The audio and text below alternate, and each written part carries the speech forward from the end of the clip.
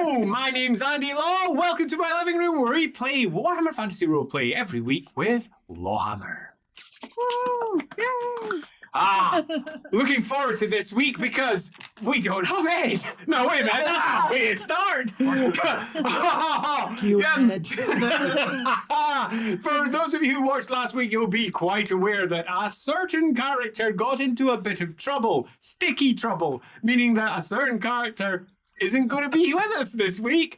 Poor old Ed is cast out into the wilderness. Character-less, not character-full, like all these marvelous people around our table. And let's just dive straight in, because I have no desire to beat around the bush too much this week, beyond saying the normal, go bloody buy Dark Deeds if you haven't done so already, because it kicks ass and chews gum, and who doesn't like being a nasty minion in the world? Well, you get the idea. Let's just move on. XP. It's not here. Clearly doesn't get any. Sucks to be you, Ed.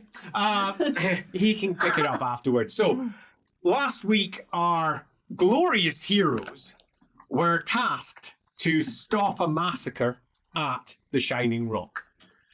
And was there a massacre at the Shining Rock? No. Not that we're aware of. No. As far as you know, massacre free. All good. Now, were you responsible for that lack of massacre? Responsibility is an interesting word to use for any of these circumstances, but I can say categorically, because to a degree I am a god that knows what would and would not have occurred. If you had not been there, there would have been a massacre at Shining Rock. Oh, it's rare that I say what would have happened if you hadn't been there, because I kind of like, leaving it all mysterious. But if you hadn't been there, Volkmar would be dead. Oh. Or at least very seriously wounded. And it would have been a bad time for those who were there. That didn't happen. Indeed, you managed to aggravate your own side. That was great. Good job, and Luke's are there. But, strangely enough, because he was so aggravated, at the end, he went off on one and just went, frickin' fine, we're doing a wedding, I'm out of here. And off he walked. So in many respects, I can actually lay the outcome that we got, regardless of whether you like the idea of a wedding between North and South, at the hands of the two very aggravating people who were on that side of the table. Near the beginning of the stream, the impact of Elric and Gerhardt upon Hunksa was significant, and the outcome implications were also significant. Meaning that Hunksa was in a far more aggravated position, meaning that we ended up with the outcome that we got. Also, just before we move on, there's going to be a side stream or two popping up in the next few days, where we're going to be discussing some of the after effects of everything that occurred here. You don't need to worry too much about what happened there. Anything that's important, you will see lay out on the table before you as we progress onwards. But, I didn't say that. Moving on! How well did we do? We actually did really well.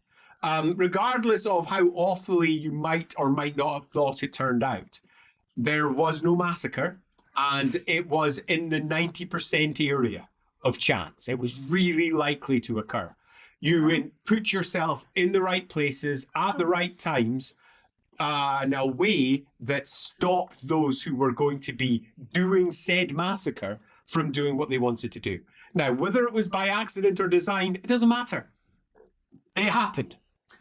Meaning I'm going to give you a relatively big, chunky 130 XP, because you nailed it. You might not have realized you were nailing it, or why you nailed it, but you nailed it. We're fine with that. Yeah, brilliant. So next, short-term ambitions. Do we have a group short-term ambition before you're... No, we didn't decide one because we couldn't think. It seems that a good time to set one. Let's see if we can get our pal Gerhardt back. Recover Gerhardt. Recover Gerhardt sounds good. So, personal short-term ambitions. Yes, what was yours? Stop the massacre at the Shining Rock. Stop the massacre. And there was no Seems massacre. like we should have all taken that, really. Yeah. But you kept it a secret, so we couldn't. No, well, Find a new employer. Find a new employer. Interesting. A new one. Or Because Yeah. Oh, yeah, Gerhardt yeah. is in Gerhardt, so. Well, by this point, you'll have one. Oh, is that Yeah, what yeah, that's already done. Done. Then I can do a shorter mission. Yeah! Hey! Ring the bell, ring the bell! Nice try. So I've stymied your thinking process there completely. Yeah. Poor old Dan is now left without short-term I've got ambition. one. Oh no, that's a more long. Well, I thought you were saying that was already what your own was. No. Well, I was gonna give myself now that we're going 200 XP. I thought that's just really do good that. though. If only you'd asked. Uncover who gave the orders to attack the embassy in the realms. Oh, nice. That's a So good we're one. going back. You are intending to go back to Altdorf, so I like that a lot. Love it. Can I have a void thankful while we're in Altdorf? Too easy. What are the chances? Anyway? That's a good bit of meta knowledge. Yeah. Too easy. Yeah. Good to know. Yeah. So Even the pod. the next adventure is just thankful dancing in front of you going, yeah, no. So yeah. Stay on my horse all the way to Altdorf? Funny, but yeah, not best short-term ambition. Probably wouldn't. I think it's definitely a personal one, though. I'll have to have a think, I think. I can't think of one yet. So I had one which was to convince the North to side with Null. Oh, listen. But I don't know because we haven't done my side stream yet, so I don't know how that conversation went. I think that stands. Okay. I think that's a good one. And yeah, given what we know is going to happen in your side stream, that definitely fits perfectly. Cool. Yeah, because it's currently definitely not the case. Yeah, I like that a lot. Okay, so have we got anyone without short terms? I don't have a short-term ambition. So we're leaving Middenheim. Yeah, so in this episode, they will be leaving Middenheim, heading south with a wedding. Let's take the word war, cross it out, party. W. Mine, what about my short-term ambition to be like find out if Greta's safe? Oh, interesting. Nice. So find out the barge, Greta and the barge's safety. Yeah, that's mine. Albert's looking for an in into the guild, but he's leaving, so that will again be a side stream potentially thing. That might actually work quite well for when you're down in Altdorf, opening up that particular avenue, which would mean speaking to some folks down in the Bright College. So I know you'd love to do Not that. Gorman. Your favourite people. But quite a good one. Trying to open up a diplomatic dialogue between the Guild of Middenheim and the Bright College, because you are aware that they would love access. Yeah, I like that a lot. Is everyone done? Because if we are, I'm going to... I don't No, I don't Kath have doesn't one, have one. but Okay, so... I need some time to think through. Because I'd forgotten that I didn't have one. Otherwise, I would have done the thinking. Yeah, you've done the thinking beforehand. Well, Yeah. perhaps you can think during the break for next week. I'm so evil. What about meeting up with the guy you asked about? Oh, Rickard. Yeah. Yeah. Yeah, that seemed, well, I don't know. I'm looking at Andy. Yeah, well, I did She hear. wants to meet up with the Knights Panther in Altdorf. Okay, that's a pretty good short-term goal. See if you can catch up with them, particularly because the letters you sent apparently haven't been answered. Yeah. Yes, I'm worried. So And he there wasn't is well. a half mystery sitting there, and Will Birdie get her? The gift we know might be coming before she leaves. I have no idea what you're talking about. Okay. I now know what you're talking about. I funny. transmitted that to him via That- power of my. That was okay. really impressive. Yeah, VSP. Pew, pew, pew. Yeah, we can bring that in near the beginning of the episode because that's quite funny. Yeah, because. And have you got yourself a short term on your side? We talked about it. Yes, we did. So we're all good. Then with that all said, let's pop over to the always beautiful Lindsay this week. As she suddenly realises I'm about to pass the camera on to her and say what actually is happening this week on Inside the Rookery now that it's back from its exceedingly long break of a couple of weeks. Well, yesterday or the day before or some days ago, I saw a picture of an interesting map on a feed called Interesting Maps, and it got us thinking about real world shaping our fantasy for better or for worse. So from ancient empires to modern muses, real world ideas and cultures can bring richness to our fantasy settings and creations, or they can bring horribly boring stereotypes. So tomorrow on Inside the Rookery, me, Andy, and Mark are going to be talking on how to do that well and what happens when you do it badly. So join us tomorrow, 7 p.m. GMT on Inside the Rookery's channel. Rookery Publications channel, so Thank you. close. EST. EST. British time. Yeah. It's the So time at 7 and stuff. Yeah, this one's going to be super fun because, particularly if you know your Warhammer, which many of us obviously here do, it has been somewhat known in the past for uplifting and dropping large chunks of real-world stuff mixed with each writer's individual takes on how that might be twisted into a fancy version. Sometimes quite successfully, sometimes very unsuccessfully. That being the case, it should be a sort of fascinating discussion. That's tomorrow at 7 p.m. if you're watching live, and if you're not watching live, that is probably just sitting already up on Rookery Publications. You can watch it anytime you want over on YouTube right now. One thing you should never port is moving your clocks twice a year because it's fucking stupid. Weird. That's fucking at different times in different parts of the world. Exactly. Even more stupid. Chaos. Russian. They tried it in Japan and they went. It doesn't make any sense at Beautiful all. people. Yeah. Cows still wake up when cows wake up. Just the little kids get to school. That's what they say. It's all about the cows. Who cares? Just don't say fuck up. That doesn't suit. Okay, are we all ready for a right royal wedding? Ready as we'll ever be. Yeah. Like you keep saying it over and over again. Yeah, it's going to be fine. It's going to be fine. I mean, nothing could possibly go wrong with North and South getting together like cats and dogs. We can start a fight in an empty room, Andy. We don't need a big wedding. Speak for yourself. that one. Quite chill. Yeah, you are famously quite chill. a social. Famously polite, not at all prickly.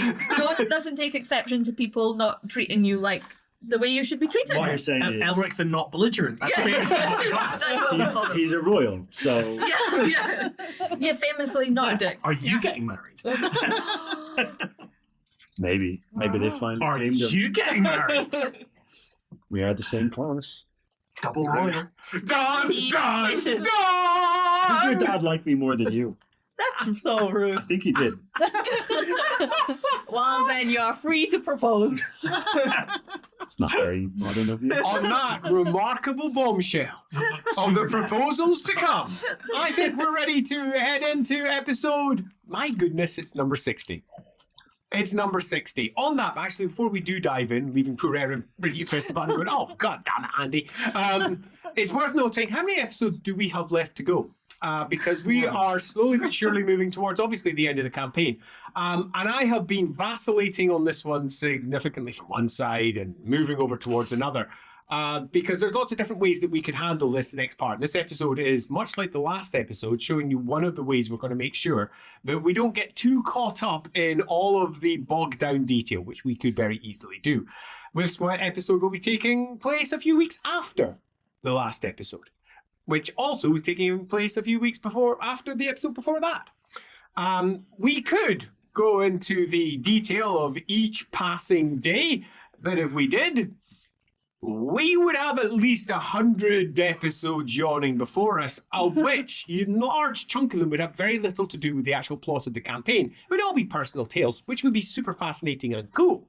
But some of them would just be Elric in a forge bashing out stuff with his hammer. We Bash, skipped Pie bash, Week. bash. Yeah. No, we There's did also a high chance Birdie could die. yeah, given what Birdie does. In general, yes. So the more we skip forward, the better chances you have. You are can't surviving to the end with Birdie. Yeah, you're so not wrong. So that being the case, there are going to be some time skips over the course of the next few steps because there's a lot of very important decisions that need to be made. One of those, for example, was last week's episode where we decided, would North and South come to some sort of agreement? And they did. And that agreement was a potential marriage between North and South. That has massive ramifications, particularly for those who lie in the middle. Cough, Middenland, cough, who are almost certainly going to be in trouble. So we will be doing that. That also means that because I'm aware of some of the key decisions that are lying ahead, I don't know what the decisions will come out with, but I do know a good chunk of what potentially could occur I reckon we're probably sitting around about 15 to 20, maybe 25 episodes away from the end of our first campaign. So I won't put a hard number on it because PCs are going to PC. And sometimes they're going to take a lot slower to do things than I expect. And sometimes they will make some choices that will lead in a different direction, which means that a path I expected won't occur. And we'll have to go through a different one, which might be slightly longer, potentially slightly shorter. So we're probably looking around about 15 to 25 episodes to finish all of our Enemy Within, taking us up to around about episode 80-ish, around about there.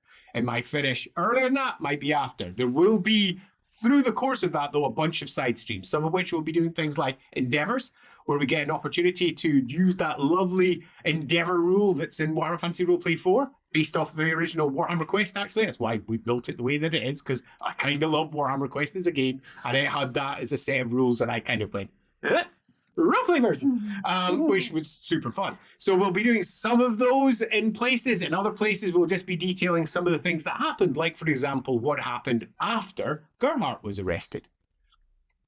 But if we're going to episode 80, we should aim for 88, right? Like, finish. And there is a part of me that would love to finish in episode 88. That would be kind of cool. That'd be really close to the end of the year. Finish on episode 88. That would be, if that actually happens, I will be squeeing with excitement. That would be super cool. So with all of that said, I think it's probably time for us to get ready for A Right Royal Wedding, episode number 60.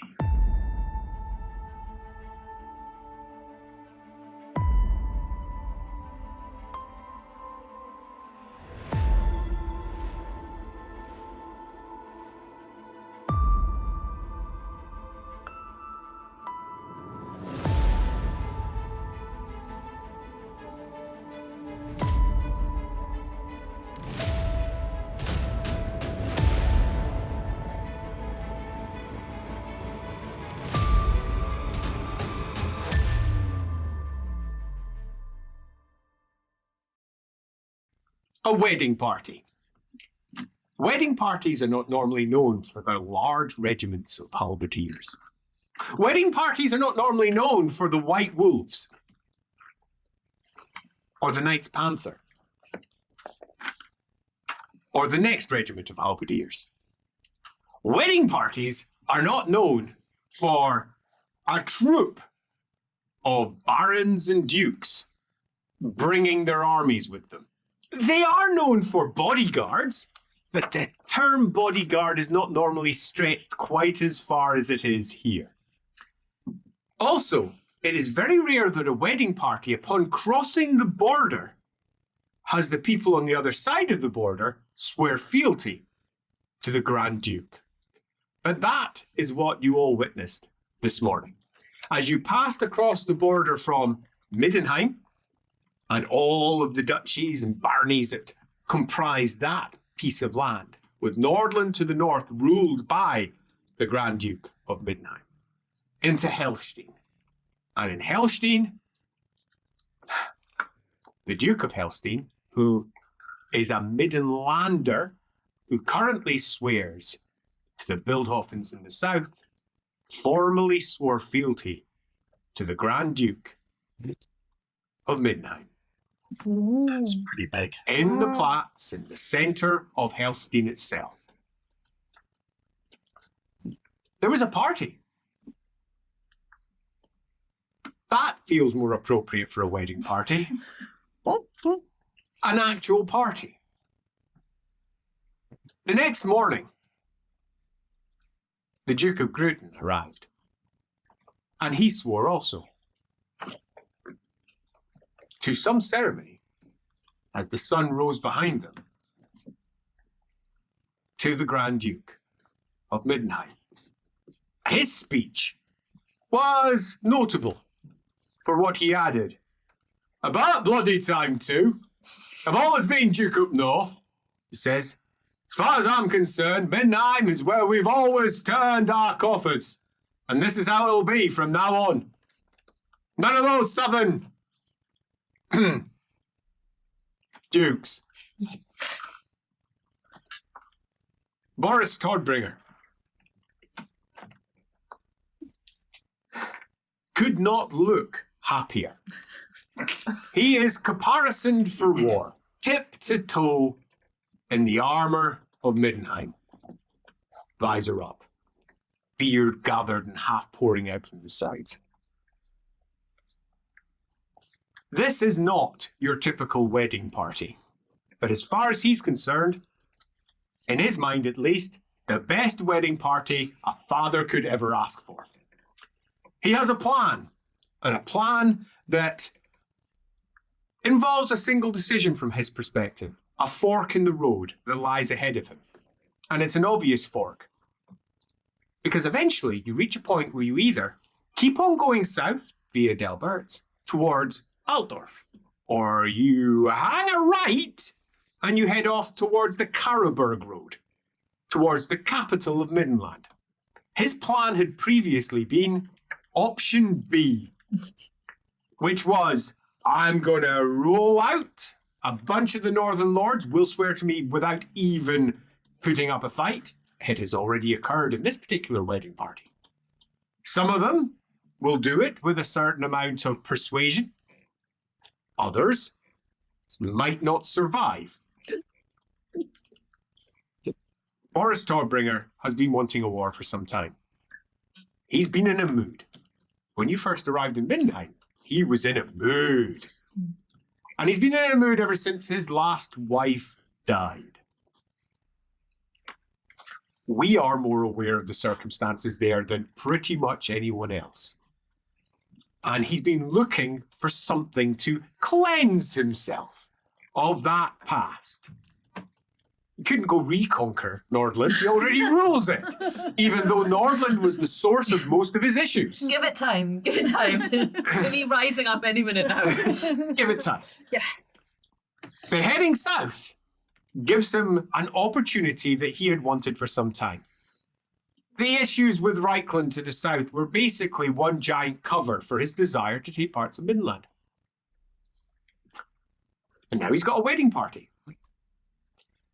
Now, where Boris, covered with armour, with the enormous blade strapped to the side of his horse, too big for his back, literally can't pull it out from there. Actually helps if somebody else pulls the stupid thing out first, rather than him doing it. It's not a blade that you can just draw. It's a blade you have to draw first and then fight with. It's not one, oh, the fight's starting, I'll just draw my sword. No, it's,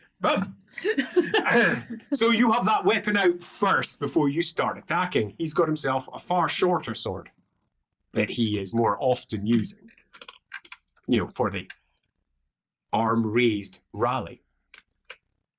He, caparisoned for war with the big Middenheim placard, the big castle on the front of his barding on his horse, could barely be standing in more stark contrast to his daughter, who is no longer barren. No. Why is this? Because Boris isn't like any other monarch in the empire. Boris is an absolute monarch.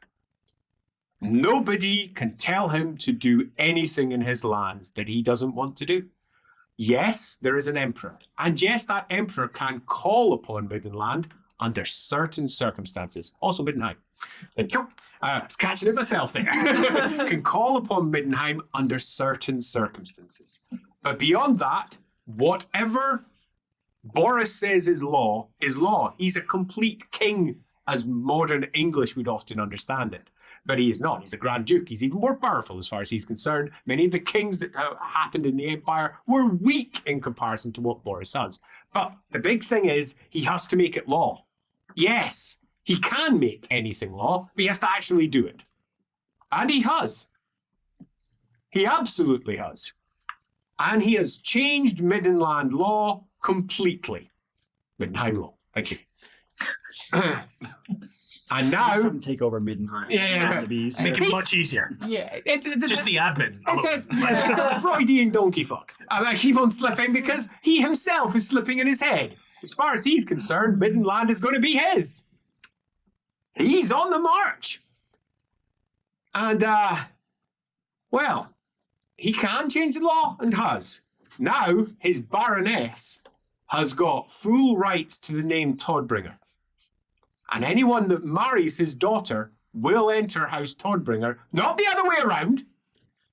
He has changed the law of Middenheim so that whomever is his heir, if you marry them, you take his household. That caused a riot. But not in Middenheim. In other parts of the Grand Duchy of Middenheim, but not in Middenheim itself. As far as Middenheim is concerned, this is a good thing. Agitators, of course, were out in the streets saying it was a bad thing, but they were often just pelted with a variety of rotten fruit and vegetable matter. It's great. She gets to ride down as Baroness, and anyone who marries her, according to Middenheim law, has to take their household name. She looks so happy about it. She does not look so happy about it. What is perhaps more surprising to most, though, is who is riding with her in her entourage. Of course, she has her two valets, Sakinski, whom you already know, and a far more slender lord by the name of, well, Huxa, but a very different one to the one you met last week because it's his son. He is dressed as a Reichland noble, much to the annoyance of many who are around him, with a large heart beauty spot sitting upon his cheek. He wears an oversized pink wig. Pink wig. Pink Yeah, we love wig you. that's high with rolls all the way down it. Heart shaped at the top. And it is indeed heart-shaped on the What top. have you done? He was always like, He is riding side saddle. he, This is a Middenheim lord. As he sits there side saddle with one leg right up, with very long stockings that go past his knee and garter up hard into really wide, slashed. They're not really pantaloons, the bit at the top. They've got a name. It suddenly escapes me. Pardon? Jodhpurs? No, they're not that. There's the big, huge... giant jodhpurs, yeah. Giant jodhpurs, the dreaming name. On Upstart Crow, they called them puffling pants. Puffling pants. Yeah, we love it. Puffling pants. I love it. And he is riding along, drawing so many almost hate-filled looks from so many around him, and apparently loving it. But also is a far shorter, hunched-over figure, a very old man who must be, you'd guess, at least an octogenarian, maybe older. He has a short, really quite short sword sitting at his side, but the rumour has already spread as to who it is. He's almost entirely bald with grey hair hanging from the sides of his head and is somewhat wizened. The Baroness's swordmaster, Valancourt. Can we all get like trained by him? So we can all say we've been trained by him. It's already happened. I'm joking. He wouldn't train an elf. No, but you're not elf. You're not an elf. No, You're Alan, the well, wait. Oh, you're a dwarf. Tall, skinny dwarf. Tall, beardless, skinny dwarf. There's also She's braided her hair to the front. It's worth noting, another party that many did not expect to be inside the Todbringer retinue, particularly given that they are in the Graf's retinue. Everyone refers to Boris as the Graf, but in truth, he is the Grand Duke. But he just self-styles as Graf. The Grand Duke part, he has always kind of dismissed. There are those who say that's because that's his father's title. I never really liked his father or some other nonsense. It could be something else completely. Others say he's just too manly to take on the full title. He's so much better than everyone else, just Graf does. But the Graf has the Sturmjaegers in his retinue. Now, this is a group that many find odd. Deeply, deeply odd. They're like the start. They're like the start of a joke. A wizard, a priest, an elf. Why are they odd? Because Boris comes from a traditional line. He comes from a traditional group, and they generally work with traditional advisors. Yet somehow we have ourselves a small party that is quite unlike anything that most others see. Even the ridiculous Hunkse inside the Baroness's party somewhat pales into insignificance beside this odd party, which ranges from 4 to 5 at different points of the journey. The 5th member, a Knight's Panther, who is without all of the normal signs of recognition of her order. She does not have a crest for some great trophy that she has brought down. She does not have all the colour of her armour. She doesn't even have a full panther pelt upon her shoulders. Yet somehow she has been fast-tracked through the order. She has been given position, and she is, bluntly, from a rival bloodline, the Hellsteins. Oh, she looks like a Hellstein. Of that there is absolutely no doubt. Several folks have seen her galloping by in an attempt to control her horse, which I just equally, went to style it out. which equally draws some to make some weird conclusions, as she's desperately trying to look like this was her plan. Her hair flowing loosely, a few braids catching the wind. How is this woman considered to be of such importance by the Duke as she falls in with the rest of the Sturmjaegers, getting ahead, pulling back into line again? This is clearly not something she has done much in her life, but none can doubt that when she comes to an eventual walk, When the horse feels like it. often with her squire holding the reins to bring it back in and then passing the reins back to, Well done, Gerald. indeed. She looks astonishing. She is a figure almost unlike any other, a figure from legend. When she's in her full armor, she stands taller than almost any other knight in the order. Her hair hangs almost to her waist. Not when it's bound up in the braids. True. Yeah, which, if anything, makes it even longer. And she just looks astonishing. Quite a few men have been making, let's say, eyes in her direction. She is quite clearly an eligible noble with the eye of the Graf, because she is allowed to ride in the Graf's retinue. Often she's riding with the Knight's Panther. But what they find much more confusing is the priest. And Weirdly eligible the yourself. priest is one of the reasons why the entire retinue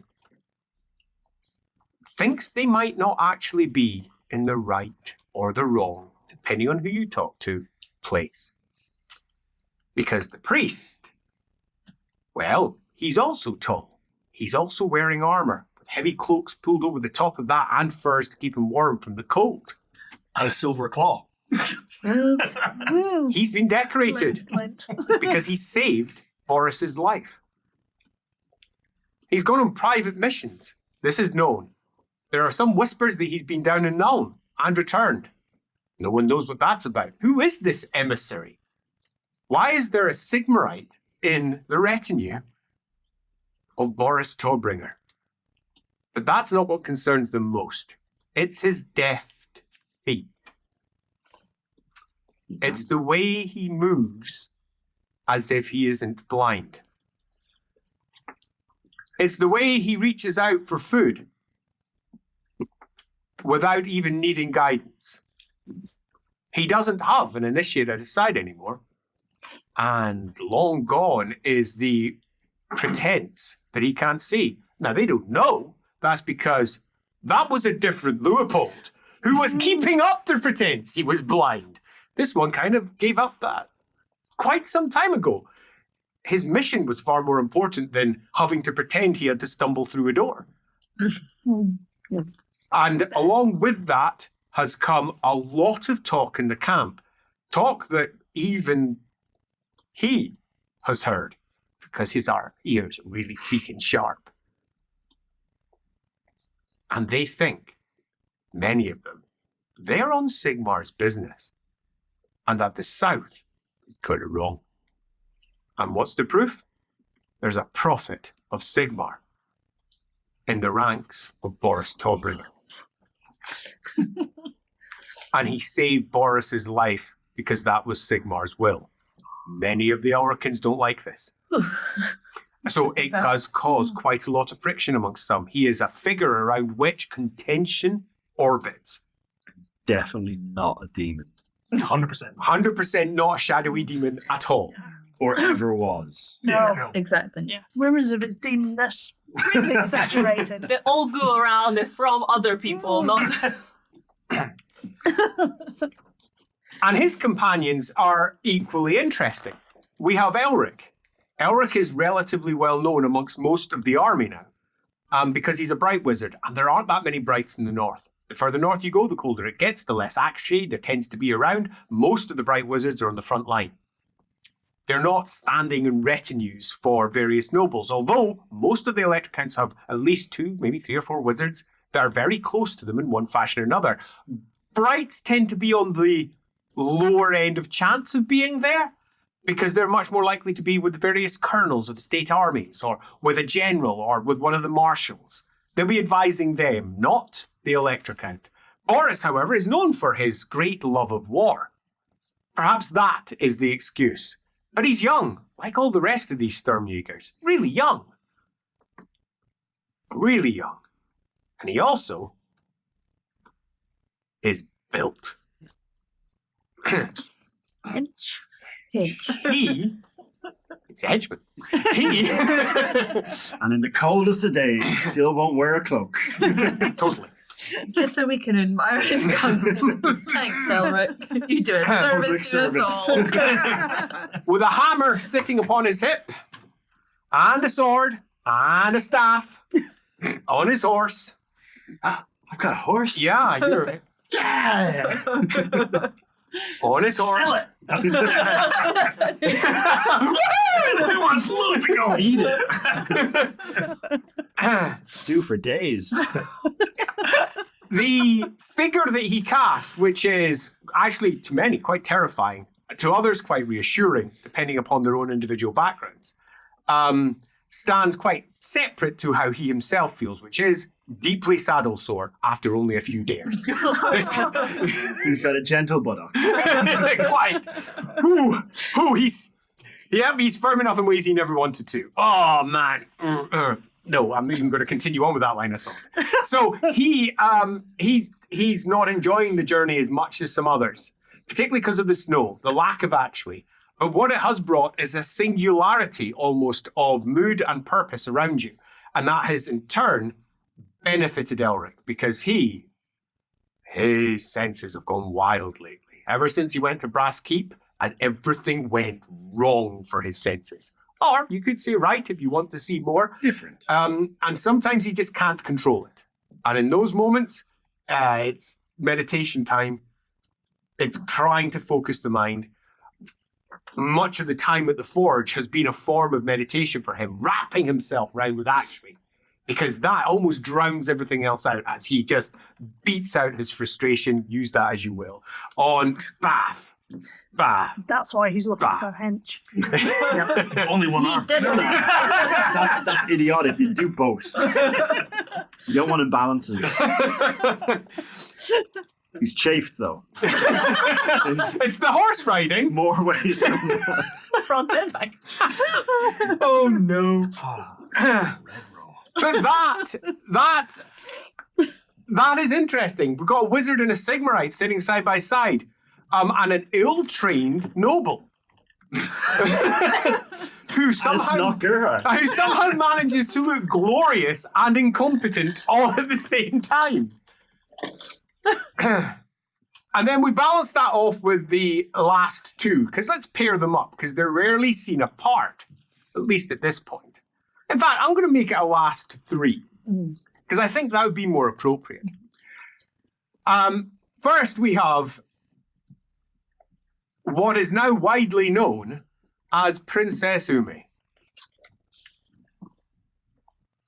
Dressed as an imperial noblewoman riding side saddle. For those of you that know your fashion, it's southern, but not southern in a Reichland way, southern and a Middenland way, the south of Middenland. But it combines a host of what can quite clearly be seen as foreign sensibilities. But they are most certainly stitched with an imperial intent, because there's a proper way to do things when you come from the Empire. I don't care what you suggest this should look like. So many things are not proper. I forgot to mention, would they allow her a veil? Oh, yes, of course. Absolutely. And she failed. She looks quite unlike what she has done previously. Her nails are lacquered. Her face is painted. And she, in the brief moments when she's been at camp, speaking to the other Jaegers, her veil aside, relaxing, has been spotted by several. And she is pretty. Pretty. Indeed, to such an extent that none equate that figure with the ragamuffin that had been trailing around with the Sturmjaegers previously. They could barely be less similar. Her haircut is sharp. Her hair tightly held. Everything about her oozes nobility in a way that makes poor old Brunhilde look like a scamp. Fair. I have right, sorry. And it's worth noting for those of you out there who like to know, what difference does it make when you take talents? It makes this sort of difference. She now has attractive too and aristocratic, meaning that she is a higher rank than everybody else unless they have aristocratic as a talent, which means she is now the highest ranked in the Sturmjaegers, even if Gerhardt were here, because he does not have aristocratic. He ditched most of the noble stuff. Sucks to long suck, I ago. guess. That's what he gets. But we're a collective. We don't see rank. Right? No, Yeah. no. Yeah, no, exactly. Except But what we do others- to other people. But others do. Even then, sometimes. That's on you, though, Elrin. That's on you. So what you're saying is I need to get to first night then, because then I can take aristocrat. Yes, you do. If you, can feel actually- it's a competition, then yes. Everything is a competition. Okay. That's why Elric is hench.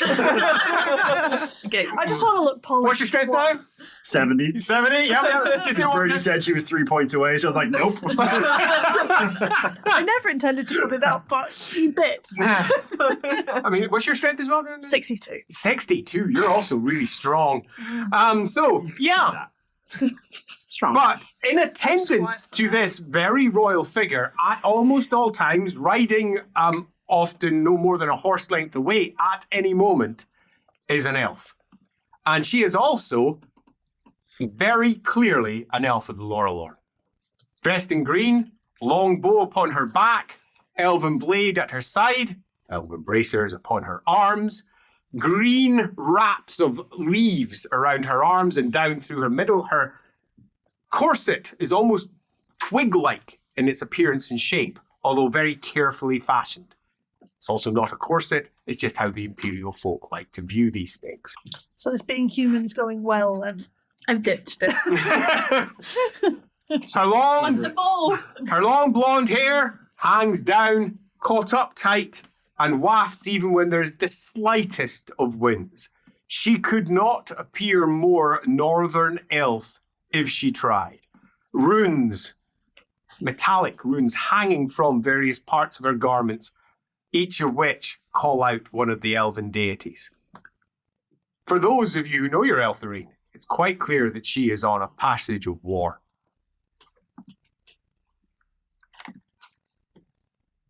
And riding to the other side, at almost all times, is the last of our decorated heroes. No one knows why this individual was decorated, because no one knows that the helm of Thorlehelm was lost. He has a new eye patch. Has a single red dot in the centre of it. And it's black. His hair is pulled up and tied, relatively high, grey and hanging down. And he, unlike Birdie, looks like he's quite used to sitting in his steed. He also wears a small circular symbol with a tree upon it, marking that he's working on behalf of her. Lucas.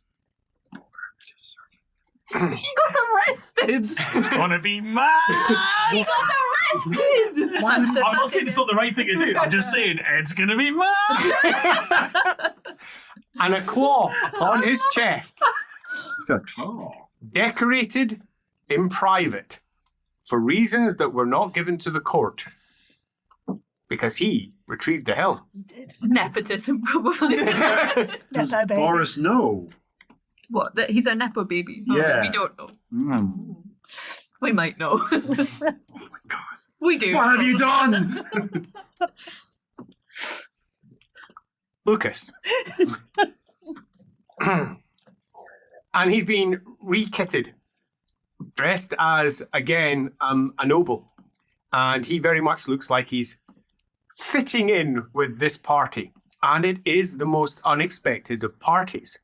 An elf, and a wizard, and a noble, and a royal, and a Sigmarite? Knight's Panther from House Hellstein? Has Magritte to come with us and is riding elsewhere, or is she staying Magritte in is with currently not riding with. She intends to come down later. She's continuing her her studies? Yeah, makes sense. And she's very much not one of the Sturmjaegers. And her betrothed. No, he can wait. And yeah, Lucas is now apparently working for Ume. But the reasons for that were incredibly obvious. Because for all he might hold the letters of patent of his nobility, Gerhardt almost certainly isn't the real Gerhardt. Now, obviously, that's not known outside this group. Mhm. But within it, it's known. And most importantly, his father knows. His father never intended to pay Lucas, never intended to give Gerhardt anything. He agreed to whatever it took to get him to go chasing after his enemies, the Purple Hand. He knew that this was a fake, and he was using it against what he believed was its creators. Use chaos against chaos, so to speak. If you're going to pretend to be my friend, then go do what my friend would do, which is hunt down my enemies. And off he went to do it. Even sent some letters back to his father.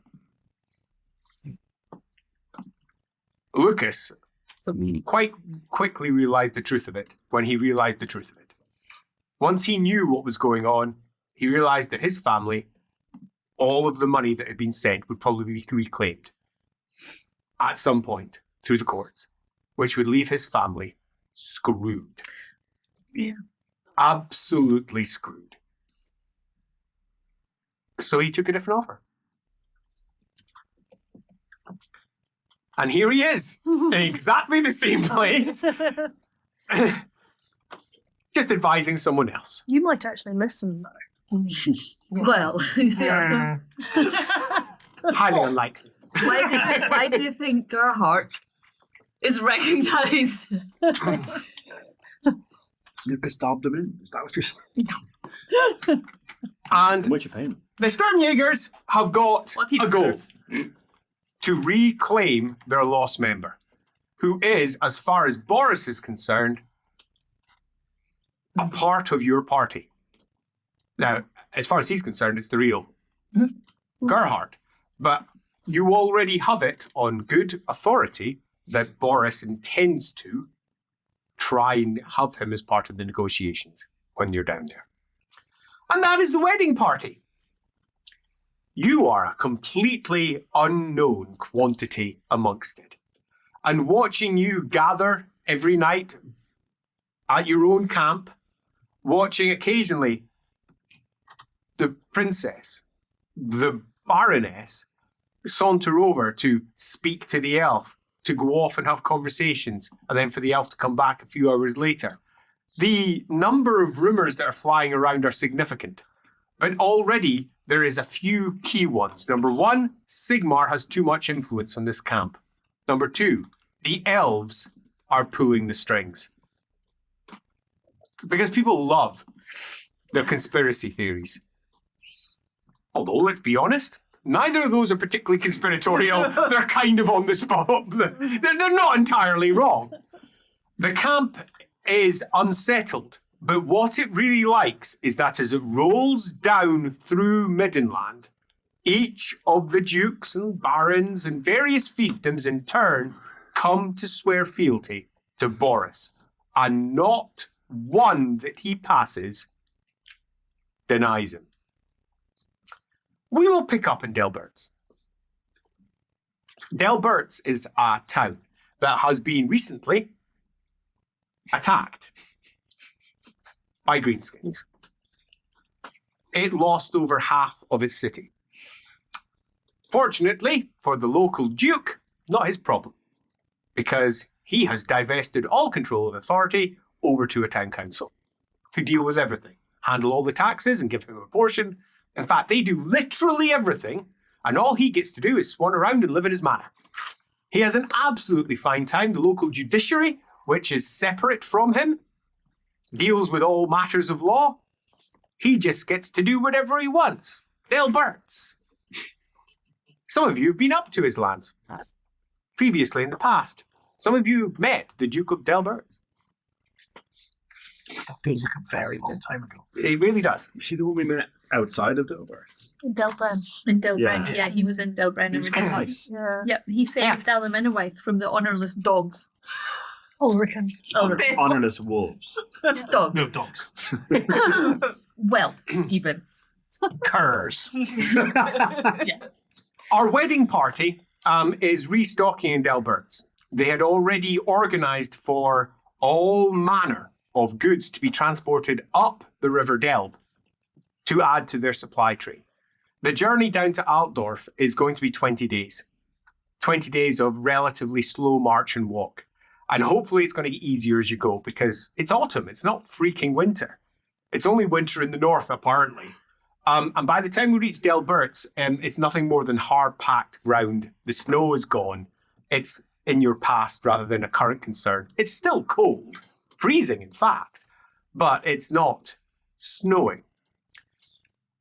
There are deals being made over in the docks for the various ships that are getting shiploads, that are being transported over to the baggage trains of the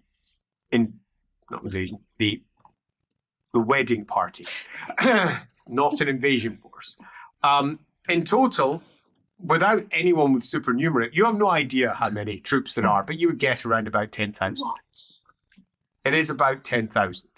It is an entire community on the move. And already it has a significant train of followers.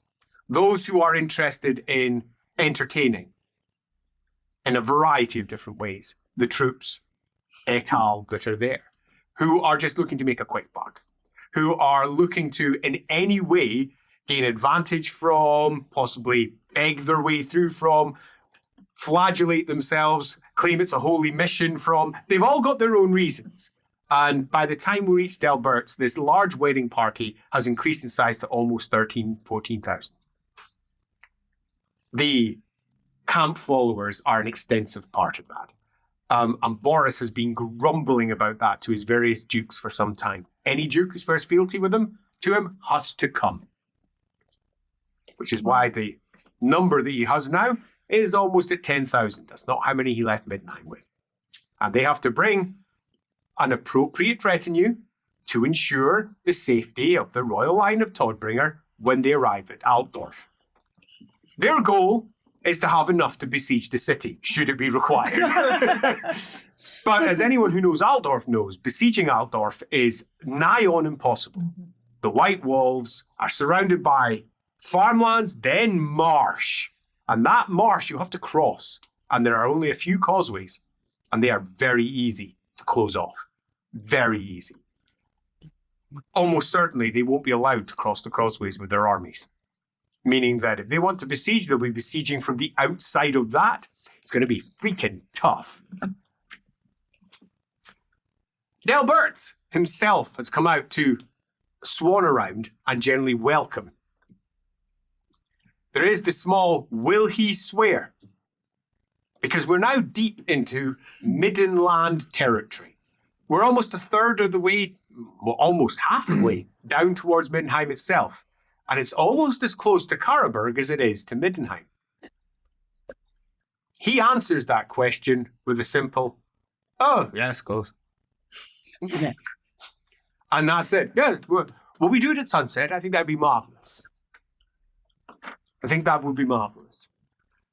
He spots you, a group that he actually recognizes. Not that he recognizes you all immediately, because some of you look quite different to what you did, but he's got enough nonce to go, "Oh, wait a minute. Nouts." Getting some serious vibes. Did that one right. To go, "Yeah, wait a minute. No, that's, wait a minute. Are you, and it's enough. And he's, broadly speaking, a bored noble. He was very, very, as you may recall, disturbed by what happened down in the south, because the idea of a noble having his lands removed from him without any type of recourse was to him horrific. There's a reason most of the northern Middenlander nobles don't like Middenheim. Absolute monarch. That brings the potential that you can just be removed. Well, of course, you've got your own armies and you rise up against them and say, "Yeah, fuck you." But absolute monarchs can do that. But see Nordland. Exactly.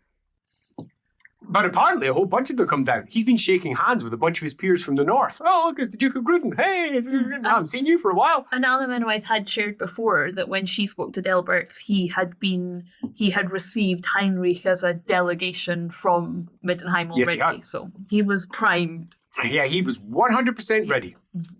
And we will pick it up in Delberts' palace, which is now almost finished. It's been getting built for some time because of the enormous amount of money that he gets from the rest of his duchy that has nothing to be spent on. He's a single man.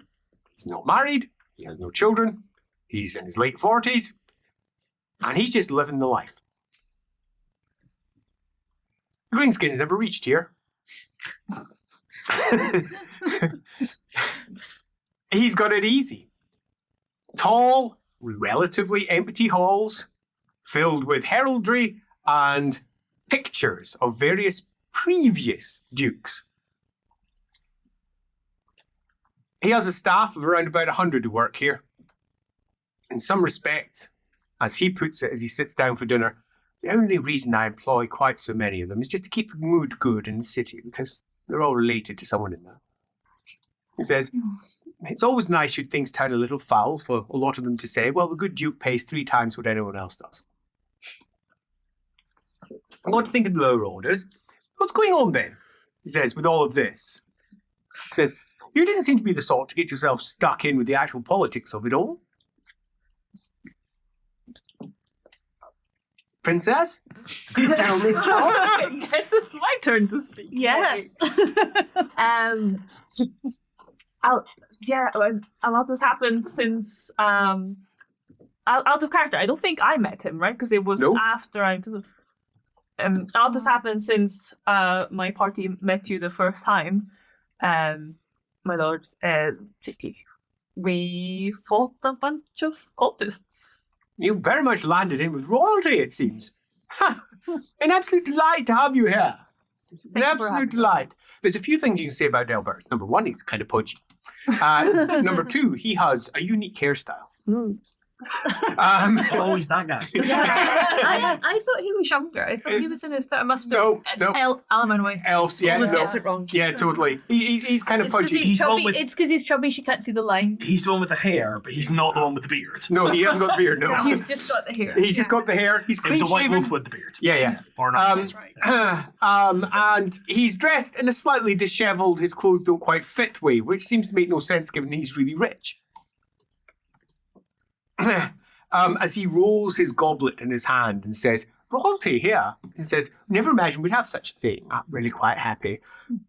Of course, the Grand Duke has refused my invitation. He doesn't want to be seen to be giving any particular favour. He's not visited any of the residences of the local dukes or the barons or whatever. He wants to keep himself separate from such things. Plus, he also wants to give out many royal appointments to local inns as he passes by. Get his name spread around, if you know what I mean. And of course, the good princess, or should we call her baroness? What an odd turn of events. He says, what an odd turn of events. Did you ever find out what happened down in the Vauxhall? He says, because I know you were quite interested in all that. Is one of the reasons why. Where is he? Did he fall? Well, he's down in Altdorf. Oh dear. Oh dear. Make of that what you will. Is he voluntarily down in Altdorf? Oh dear.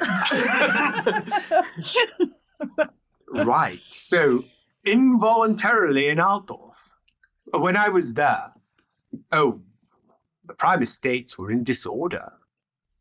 Much conversation was had. Have you been since? And none of you hold a title, do you? She said, of course you don't. Of course you don't. Well, between yourself and myself, Do tell. it says, as a large pig roasted gets brought in, surrounded by vegetables and a huge baked apple right in the front. It's laid down. Oh, do carve for everyone.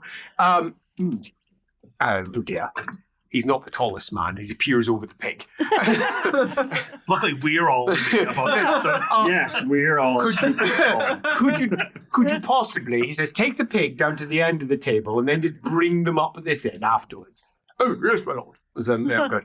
So, when I was there, I found out some rather interesting things. Would you like to know? Yes. Do tell. I have always been someone who loves to spread a bit of gossip.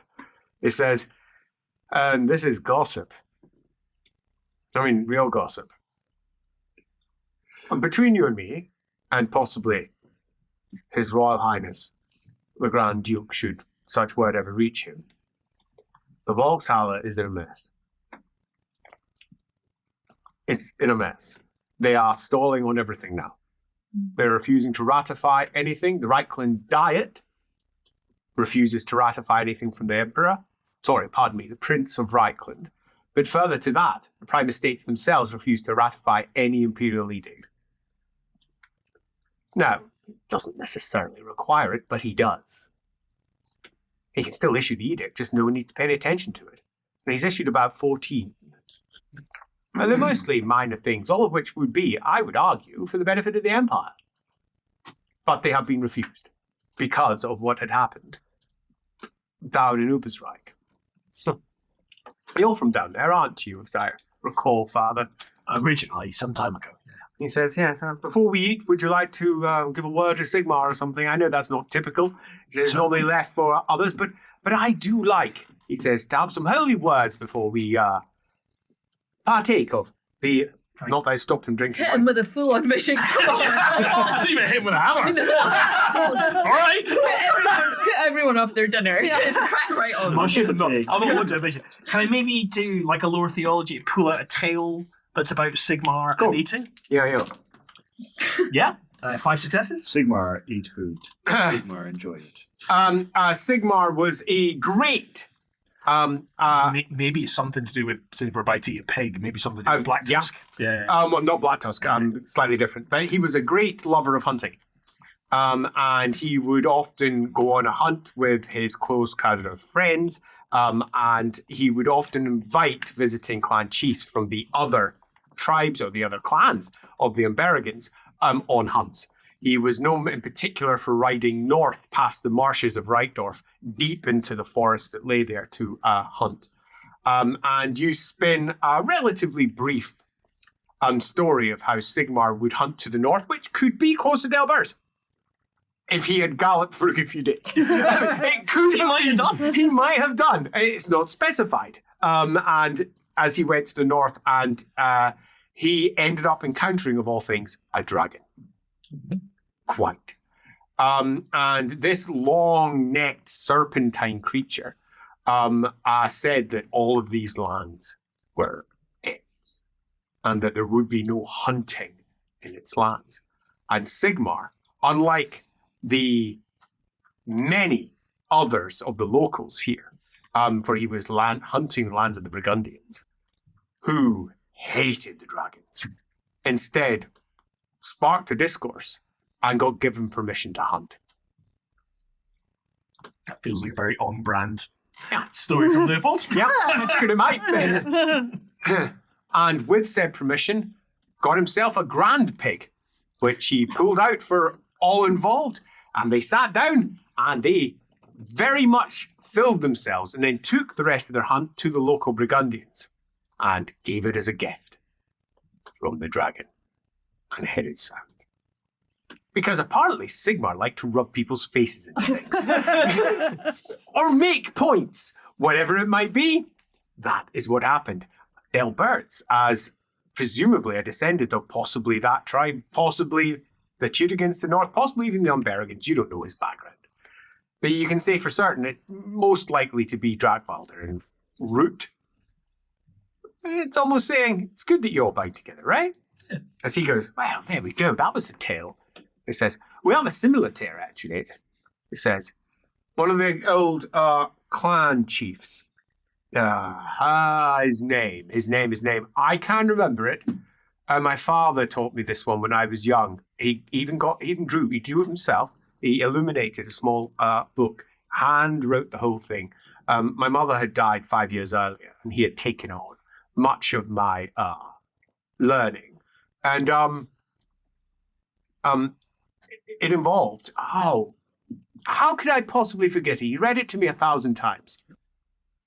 I was young, though, before he passed.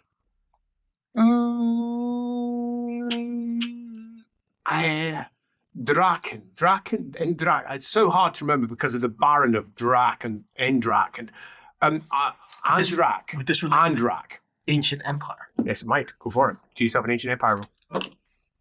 I need to check. My intelligence is not that good.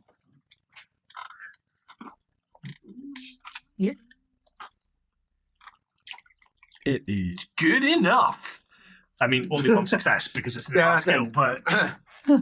Andrak, you reckon? One of the old clans, this is from the time of Sigmar, of true, but Andrak was one of the ones that came later, about 40 years into Sigmar's rule. You've seen the name pop up a couple of times. Know almost nothing about him. Tied to the Burgundian tribe, you think. Double check. Andrak. So if you wish to give him a name? Andrak. Yes, that was it. Andrak. So Andrak, he was a dragon slayer. It was, as far as he was concerned, the reason for his existence. He would get up every morning and think of different ways that he could cleanse his lands of the dragons that had very much assaulted his people, murdered them by their hundreds. Fried them, I suppose. It was a lovely picture my father drew of the fire bursting out, little people running away. I suppose it was terrifying, but it wasn't because it was almost cartoonish. It was a very red dragon. And away they ran, and he spent every single morning trying to think of different ways. And one day Sigmar came up, bless him, from the south. Now, Sigmar at this point, he was the emperor. And Andrak, he was just one of the clan chiefs. He'd be the equivalent of vice nowadays, like a duke. And Andrak said, Sigmar, give us a hand, will you? You know, got a bit of a dragon problem. And Sigmar said, I'll give you more than a hand, I'll give you a hammer. As you would expect. And the pair of them went off to go hunting this dragon. And indeed, they found him. Massive blighter he was. The size of a building, enormous head, the size of a cow, that sort of thing. And he and Sigmar laid into said dragon in an attempt to send it off, get it kicked out of his lands. And the dragon was beat back, which seemed to be quite the local feat. But he retreated to his cave where he complained to his mother. So Mummy came back about 2 days later and laid waste to what is now Delberts, which was the capital of the Burgundians at the time. So many lives lost. So many lives. But not Andrak's. It wasn't actually his tribe. The mother just went for the biggest concentration of humans it could find.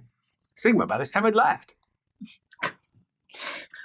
My father always ended with the same, let's say, moral, which is, what do you think the moral of this story is, son? What do you think it is? And I have come up with so many different answers over the years. When I was young, I always imagined that Andrei didn't like the Elector Count of Drakvald, and that he'd sort of purposefully done it to bring him out and wipe out his lands, because Andrei becomes later the Elector Count because of what happens. Perhaps we should all say what we think the moral is. Oh, I love that. He says, oh, well, Was it nice game? see if you come up with a moral that I've not considered. Oh, would you like to start since you No. offered it? No, Elric can start. Oh, that seems so unfair. to lumber someone with something they weren't expecting. That You does brought it seem up. unfair, my lord. Yes, I agree. I agree. Oh, come on. You brought it up. You have to come out with your moral. I think the moral is, given that you are from Delberts, don't let other people start wars on your behalf. I feel like that should be somehow seen as pertinent. He says, as he leans back. Do you have anything that a lady... I really am unsure of what I should refer to as. What do you prefer these days? Lady Knight Helstein is my... Lady Knight? Brynhilda, actually. They Brynhilda, rarely go with yeah. last names. Yes. Brynhilda. Oh, right. Gosh, Lady Knight Helstein. I rather know. like that. I'm He a says, long way from my origins. Yes. aren't you quite? When I saw you, you had dead rats hanging from your... I still have one or two around. no, please. I hope that's not the case. I joke. So, no, Cat please. corpse. What do you think? It doesn't need to be big or clever. Trust me, when I was young, I will give you one of my ones when I was young. All right? The moral of the story is dragons are scary.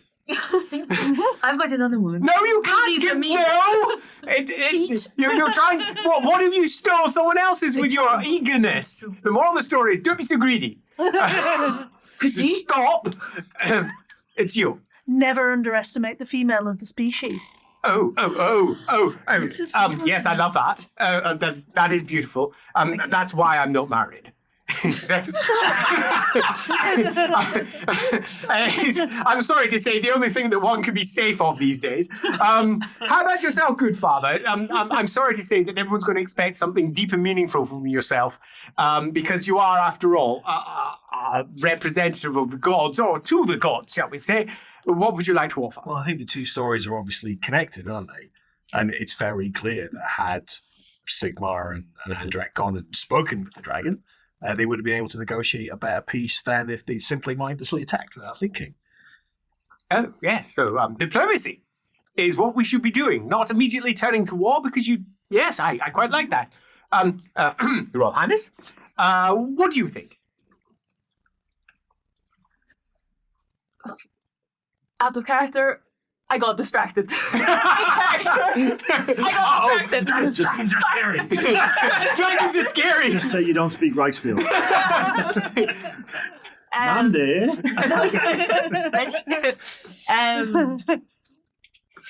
I don't know about the moral, but I have met a dragon before in my travels, and I can confirm dragons are scary. Right. Well, have you indeed? Yes. And before he reaches you, he goes, Lucas. Because Lucas is also here. Phew, you get a little reprieve. Is it my frantic anything to say? Thanks, Lucas. As he goes, right. I actually hoped you'd skip me, my lord. If I were to pull out a moral of this story, damn it, all the best ones are chosen. He says, I was actually going to say something about diplomacy as well, because it's actually my preferred route towards resolution, towards all these horrible situations that we find ourselves in these days.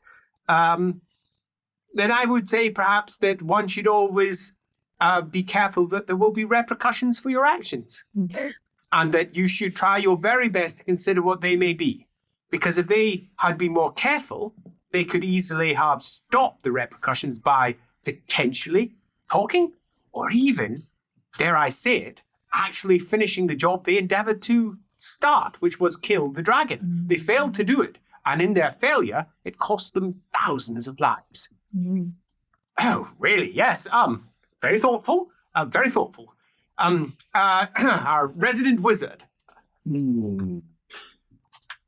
I think I take from it that man is small but when working together can defeat bigger things. However, those bigger things don't see us as anything but prey. So we need to stick together to fight or protect ourselves. I used to scream at the injustice of it when I was younger. That they didn't go to Delberts and somehow stop it. It seemed unfair to me. What that they had caused the problem. provoked it, Yes. and someone else had to suffer for their. Yes, for their belligerent. actions. And it seems so unfair. And my father always liked it when that came about. Always liked it. Because he very much believed in taking responsibility for your actions. And he often used that as a fine example of how the North normally deals with things differently to the South, where they often think of assault first rather than the alternative. And that he liked to use it as a story to show how Sigmar himself was an Ulrican. He, in his youth, he considered assault first. It's really rather different to our modern Sigmarite view. I apologize if I speak in your place, where they normally go for a more defensive route. They normally speak to defending and working to community and work it, but that is not what Sigmar was like. If anything, it is almost the opposite. So the cult has gone in a different direction. And there's no surprise that we have these religious schisms racking through our land. Personally, I don't care who it is that I swear to, as long as that we get protected when the attacks come.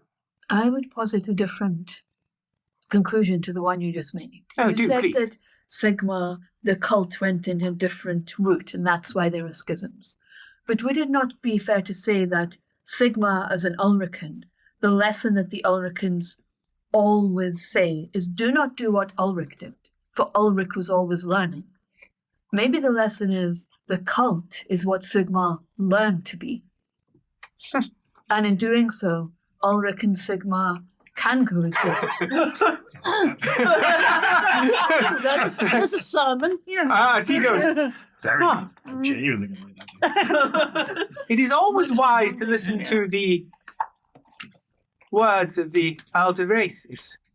He says, of course, that would match very closely to Ulrican belief, yet also match closely to current Sigmarite. I like that. I never posited that to my father. One could say even that the Todbringers of Middenheim are learning every day. And what do you mean by that?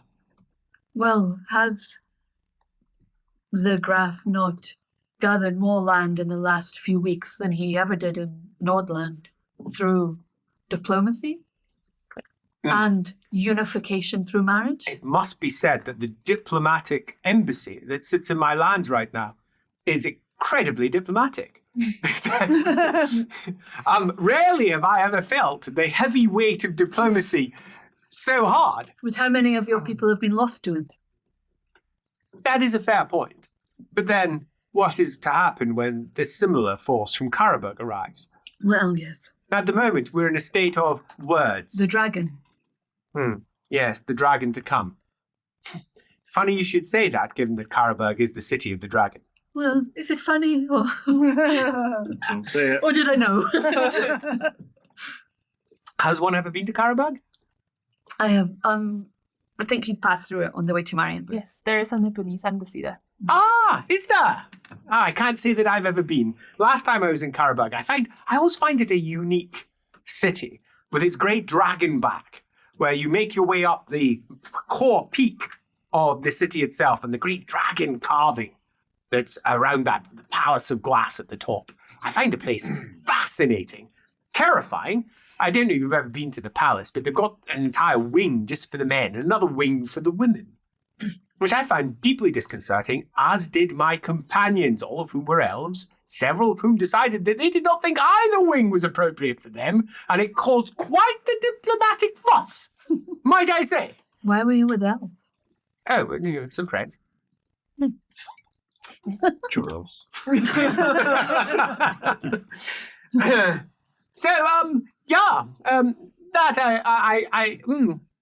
That's fascinating. I had never considered that. That the cult of Sigmar is actually a better expression of Ulricanism than you might first realize. Yeah, that feels like I might be saying something that would really upset some people in my land. It might not be the thing to shout about right now. Yeah. You're wise, he says. Master Wizard, very wise.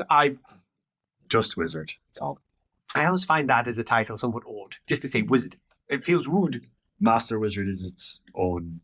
Well, no. No, it's not. No, Magister, Master Wizard is it's fine. Magister is its own title.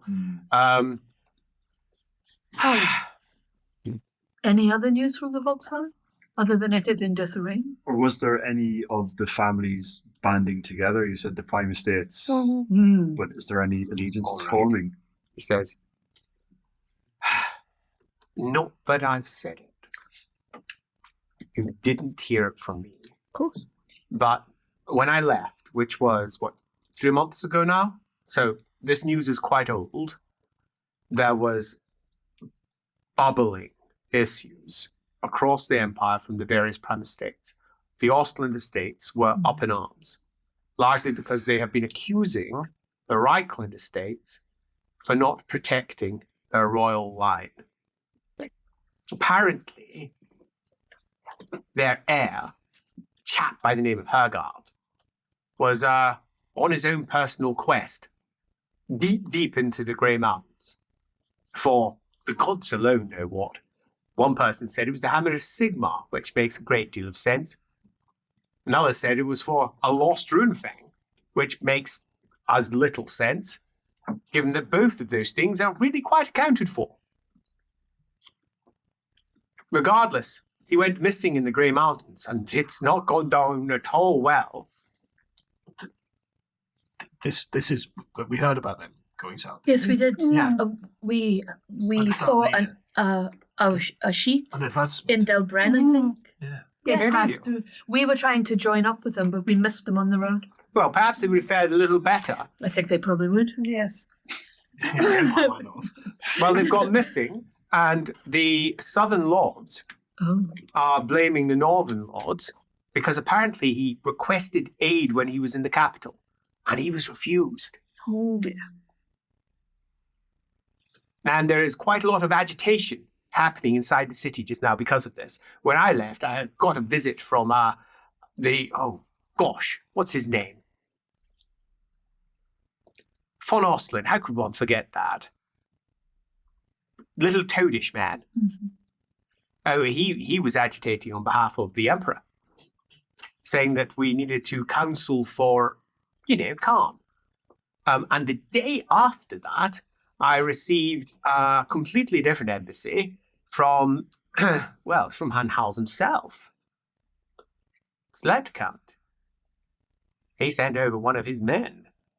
He happened to be visiting the city at the time, passing through, trying to find out what happened to his son, one presumes. And he laid it out in very simple terms. It is possible that we should do something about the Emperor. And what am I to do about that? I'm just a duke. Says, I might be from one of the prime estates. I have a vote on the prime estates, but I am only one amongst hundreds. But he was thinking of the larger picture, trying to get as many to his side as he could. So I decided leaving the city was probably for my... Well, look, it's not like I have any heirs. I mean, I can't make any gambles with myself. Realistically, if he's looking to secure aid, the only way to do it would be to get all of the electors on his side. Constitutionally, that's the only way. What, the electors can go against the Emperor? If unanimously all of the other electors, Including the cult. yes. I didn't say it'd be easy, but if unanimously all of the other electors declare him unfit to rule, it's what happened with Dieter. Oh, my goodness. But Hohenfather, the one who sold the wasteland. Yeah. Yes, he did get removed, didn't he? And that's how all of the other electors united unanimously said, And there is an extra part to that. The prime estates have to agree. well, that might be why he wanted you as well then. Maybe. So, What I forget, right? Lindsay Yes. forgets. But when we were at Brass Keep, the guy who was there, von Raukov, is the Ostmarschall, he's the Ostmarschall. and he was going with his Electrocount against, like, he was doing something and his soldiers rebelled against him, right? There was a clash because he was being advised by your friend. By a fake Luther Huss. By a fake Luther Huss. That the Emperor was bad and he needed, I can't remember which way round it was. Yeah. Which just briefly, like, takes on a different slant with everything else that's happened. A fake Luther Huss that, like, melted away into shadows. Yeah. I mean- Was it just... But what we can say for sure is there was some tension in the Ostlander ranks because they were disagreeing with each other over the right course of action. Well, disagreements amongst the Ostlanders as well. Well, it doesn't surprise me. I got 2 very different petitions. One that effectively amounted to support, another one which was not support. So I thought it best to leave. I'd seen enough. I'd seen that the Emperor had made exactly the mistakes that I thought he'd made. That what had happened in Ubersreich was exactly what I was told had happened in Ubersreich. And that I really wanted nothing to do with it. Nothing. I don't think a lot of people will have that luxury to not want to be part. I think apathy is part of the problem. I think hard decisions have to be made. And it's potentially wise counsel. Master Wizard, potentially wise counsel. There's a reason I hired them. You've not hired me. It's a true. Freelance wizard. Smith. Bodybuilder. Send me professional strongman. I can lift this pig. As he scratches his large mutton chops and goes, well, yeah. Have you heard any news from Avaland of the troubles then? Oh, God, no. They're just a state of war, apparently. I don't know what you know of the South, but as far as I know, it is something like this. On one side, we have one family that represents what came before, and we're very martial. And we have another family that represent the courts in the North, who are not martial at all, and much prefer the finer side of life. And they're at war with each other.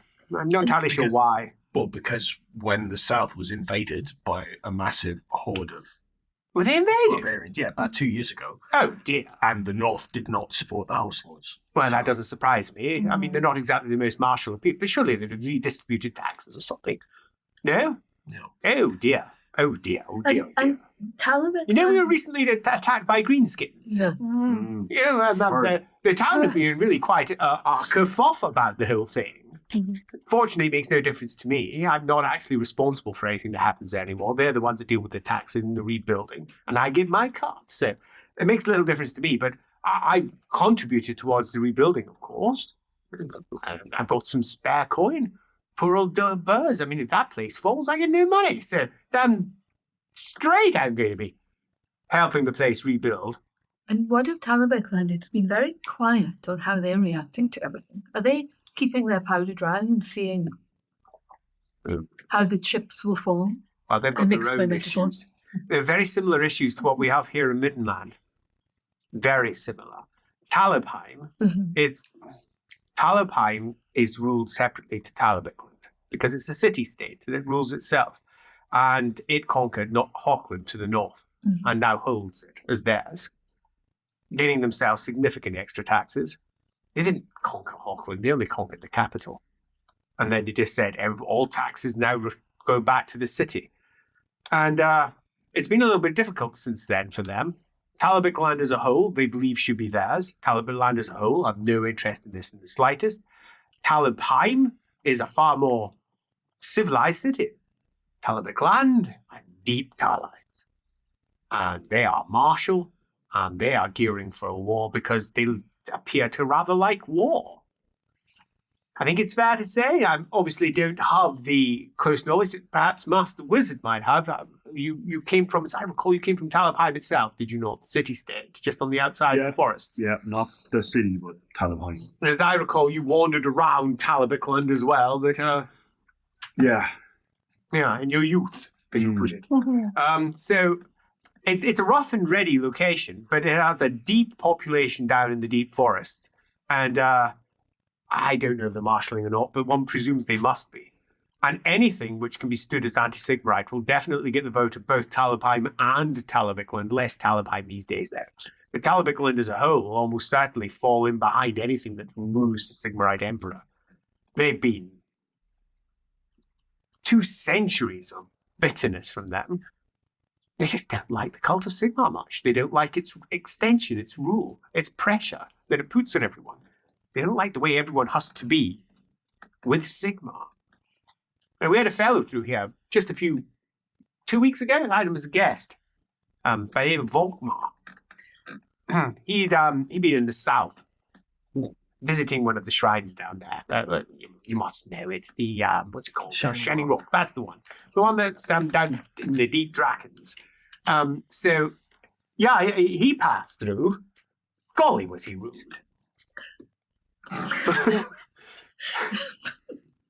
What did you do? Thank you, Andy. He was very rude. He was rude. But why? I mean, you were in the room. You were in the Shining Rock when he called her a girl. Yeah. That's Rude. rude. She is a girl. Excuse you, woman. Princess. Death. Pioneers. As What you want? Was he rude to you? oh yeah, he wished me to close the Temple of Ulrich. Oh, He wanted it closed. To which I said it had nothing to do with me. Obviously, it had nothing to do with me. I'm merely the Duke. I leave that to my people and, of course, to ecclesiastical matters. All to do with the town council, certainly not me. And no, he wanted it closed. They were responsible for local Sigmarite murders, apparently. Which, turns out, was true. They were. oh yeah. And he wanted the entire place closed. He said that the Empire is better led by those who are concerned with humanity, not just wantonly murdering. So I didn't tell the town council that that's what he requested. I didn't think he would get a very strong welcome should he have received that. Matters are a little bit, uncomfortable just now. Did Leopold, the other one, not have a vision? Well, you shared the vision that it wasn't the Ulricans, it was a woman in the forest who made it look like it was Ulrican. That might be one interpretation of how you could see view that. Fair enough. Robert. Mm-hmm. There was something about women in the forest. Definitely. Killing yes. all, yeah. I thought it was the Sons of Ulrich, though. That would have been. Oh. Yeah. Ulricans. Ulricans, which is different to Yeah. the Ulricans of that temple. Yeah, yes, completely. So, no, is what I said to him, not because I wish to say no to him, of course, which I made clear. It's because I had no power or authority to do so, and he was very dissatisfied with this. When he found out that I had little in the way of power, and that the power had been divested down to my town council, he considered this to be irreligious. I mean, really. This is not how Sigmar intended things to be, he tried to bawl in my face. I saw him shut the door eventually, but He certainly is dogmatic when it comes to Sigmar and the other gods, in my experience. He believes that... we met him. We met him. He believes that Sigmar should be the only god for humans, that the other gods care not for us, that Sigmar is the only true way, and that the Empire should pretty much abolish the worship of the other gods and adopt Sigmar in its really? entirety. That's what I construed from what he said. I mean, I think you were inferring more that No, he said that. that they should be the worship should be abolished. Yes, when Umi and I spoke to him, he said that... I only raised because I spoke with him obviously several times, and although he did express that Sigmar was the only god who cared for humanity, he certainly never intimated anything about abolishing them. That seems quite out of character. I took that from what he said. Aha! Right, so he didn't say that. He certainly seemed to only tolerate the other cults. Well, he feels, I don't agree with him, but he feels that we're nothing to them. That they're gods not of humanity, but of the wider world, and therefore we are inconsequential, whereas Sigmar, having been a man, understands humanity. That's his belief. He was willing to allow Question mark from Mamidia. I was going to ask. What He was his says if view the on stories from Mamidia? Mamidia having been human but true, he was willing to accept that she Interesting. also. And Renaud as well. Yes, although he believed that that's likely a lie. Yes. It would be all brand for the cult. Interesting. But what about gods who also walked as humans? Well, I think From he's time to question the veracity of that. But I think that's what he meant, Mamidia. He felt if the stories were Yes. true about Mamidia. Anyway, there you go. I found it fascinating that he rather tried to chastise me. Brilliant. It's my new palace. I didn't build it to be chastised in it. Interesting. This all seems very out of character for him, though. I would not Because know. although he is dogmatic, he's a consummate politician. Like, that's what his order exists to do. To grease the wheels, to keep people... Well, I found him a rather unfortunate individual. I wouldn't like to badmouth him, of And he was course. in good spirits when we last saw him. What did you do? Look, even before whatever they done, he wasn't that. He was because he got his deal. Yeah, but He got his deal. He was like, he then happy closed boy. ranks and Well, yeah, that wasn't him. He wasn't him. He was in charge. Yeah, but it wasn't just him. We know what we did. what's Saved going our on, friend. Leopold? What is between you and Volkmar? He seemed like a very You decent spoke guy. to him a few times. I travelled with him for Altdorf. Well, that's rather fascinating. He says, let's eat up that pig then. Oh, nom, nom. As dessert comes out. You'll be having words. Good times ahead. When's it going up? I've already done the editing. It just needs a picture drawn for it. So I'll probably be putting that up the next day or two. For all access patrons. As he cuts into his pig. Pig is finished. He also serves a dessert, which is a particularly large gâteau covered with cherry and cherry liqueur, topped with a whipped cream. That the cake reminds me. Last time we were here, so Greta and I, one time we were here, travelled up here, and then we travelled all up to. So he knows Greta. I don't suppose my companion with whom I came last time has passed through on the barge and come to visit you. Says, no. Didn't come to visit, which I thought was dashed unfortunate because she's quite the looker. But did pass through. He says, might have drunk too much wine. But did pass through. Yes, did pass through on barge doing some sort of trading or the like. How long ago was that? Now, that was, 2.5 weeks ago, I think? About Going- 2.5 weeks ago. Travelling south. Or? Southwards. Oh.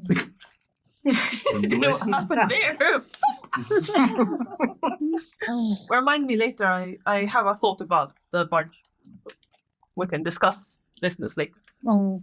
Quite. Says, if you like gâteau, I do recommend it, although I'm sorry to say, my good friend, there is cream involved. We could try and cut out some lower I'll layer just if try you'd it. like. Right. Oh, of course. Yes. I mean, I should be eating the pig. Yeah. What is wrong with it? You eat weird stuff. Yeah, just sometimes you take objection to the Yes. food that everyone else is eating for Yeah. no apparent reason. You So. talk about death a lot sometimes when you're eating.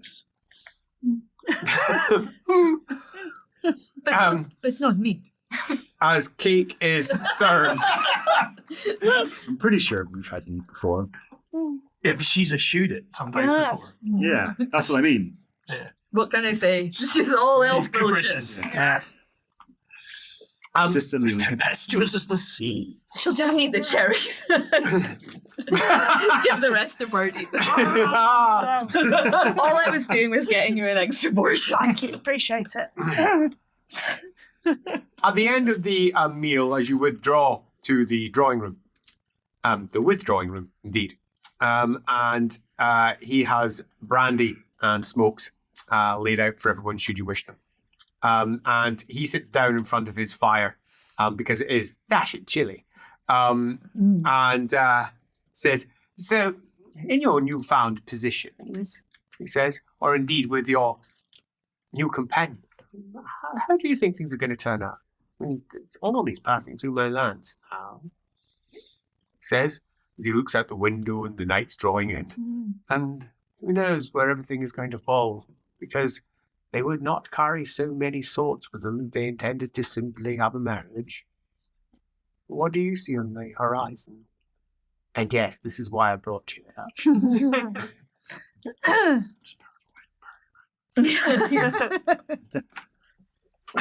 Silence descends. Lucas goes and shrinks into his chair. Lucas, though, has the schemer talent multiple times. He does? Yes. And more politics, so Yeah. Lucas is maybe best placed to give a diplomatic answer. True. He does indeed have If you more politics and schemer. She will look at Lucas and raise an eyebrow.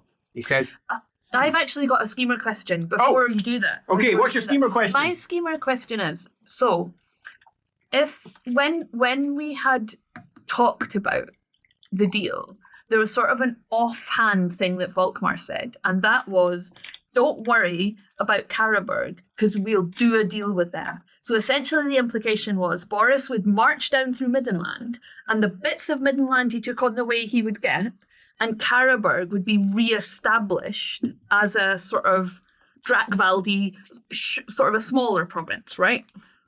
As part of a peace settlement, because Karaberg is on the Jungfreud side, right? So the question is, if that were to happen, and now I've found out that Delberts used to be the capital, would it be better for that settlement to happen if Delberts had essentially gone with Middenheim? Thank you, Lore Fun.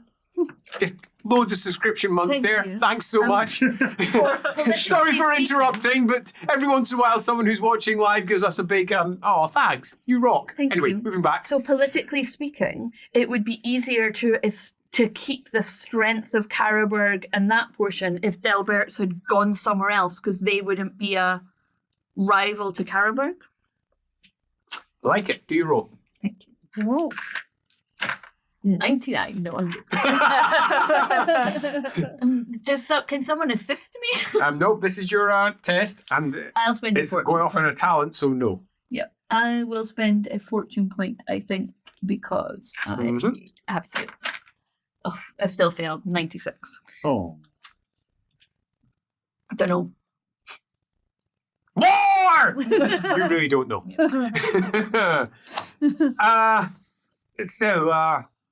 Same question from Lucas? Being from near Karaberg, he may have... yeah. Yeah. Would you like Lucas to do that? If so, Yeah. roll the test. Sure. I don't have. I'll a amend it character wife said sheet or something anything. before we came to Delberts. It was really stupid. Lucas has thought about it. So. You call it Edson. Oh, I crit. I think amazing. I got 55. That's Oh, correct. he's Roll again. absolutely got higher in politics than that. Yeah. 97. So, but Oh, that's wow. yeah. So Okay, Lucas as pulls a out a 14 whiteboard. credits. Lucas says, well, if I may say so, I think the entire outcome is built upon sand. It's House of Cards. It's all words on the wind. It's, if it doesn't turn to war, everything will return to what it was. Oh, what do you mean? He says, well, whatever you're saying to the moment to Boris, it's just all hot air. What really matters is what people can keep. Well, And Karaberg is yet to show its hand. Karaberg's knights are famous. They are powerful. And they are not going to simply let the territory of the North go. This is war. This is war that is yet to actually see the bloodshed. But this is war. Everything that we're doing here doesn't really matter. It's a statement, yes, but it's a statement only. Bildhofen. I've met him several times. He makes Boris look calm. He is a man who is jealous and greedy and expects everyone to at least measure up to his standard. He has disinherited his entire family for being weak. Weak.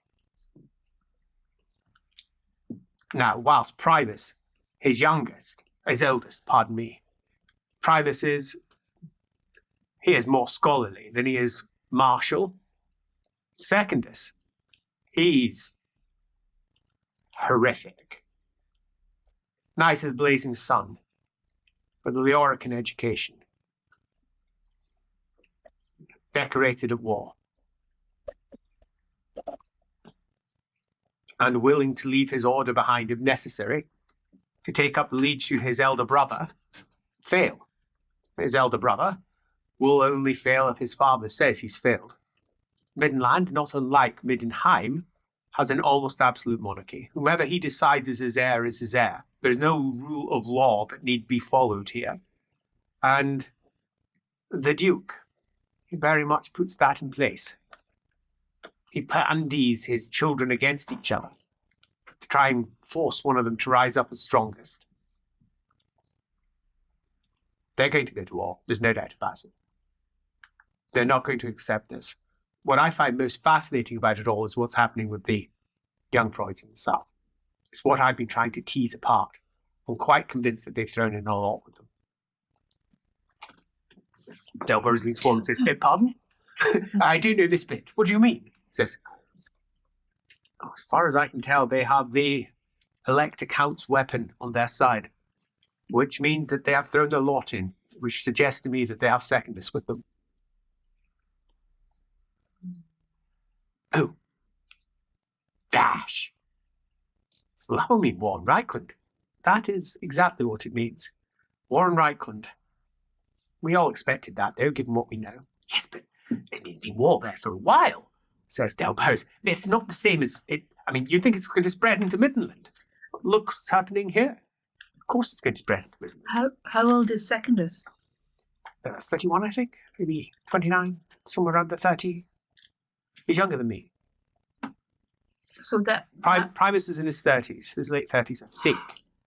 I've not met him. I'm just aware of him. So if Secondus is in his early 30s, right? No, late 20s, that would fit in with him being at the Leorican. Was he trained in the centre of Leorican worship, the Monastery of the Dark Maiden? It's the only place you can train to be a Leorican in the Empire.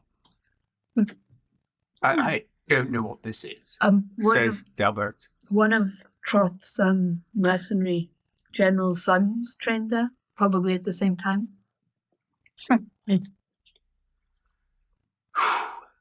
Delberts goes. So. His new abbess just recently took over.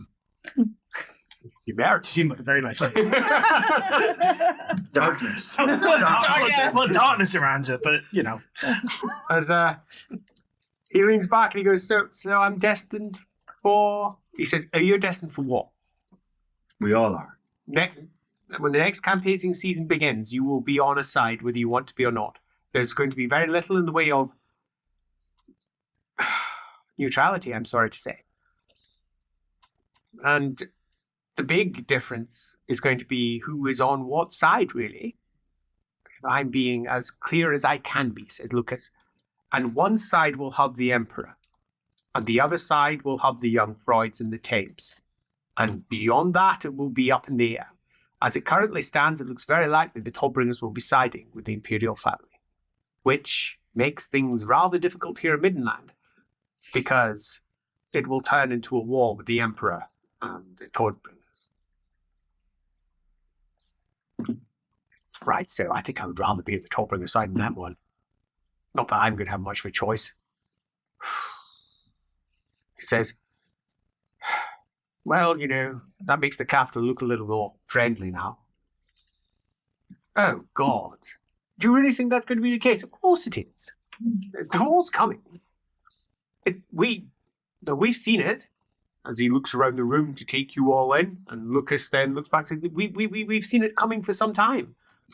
It's why I attached myself to young Master Gerhardt. And it's why I'm now still continuing on here, to do what we can to try and avoid the worst of this conflict. That's what this marriage is about, to try and avoid the worst of the conflict. Mm-hmm. Hopefully, if Middenland can be brought inside as well, then suddenly there's no conflict at all.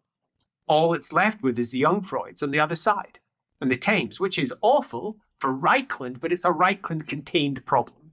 Mm-hmm. I have no idea how the built officers can be brought on side, though. They've already declared for tame. I've seen no official word saying they have, but I have heard they've got the rune fang, which worries me deeply.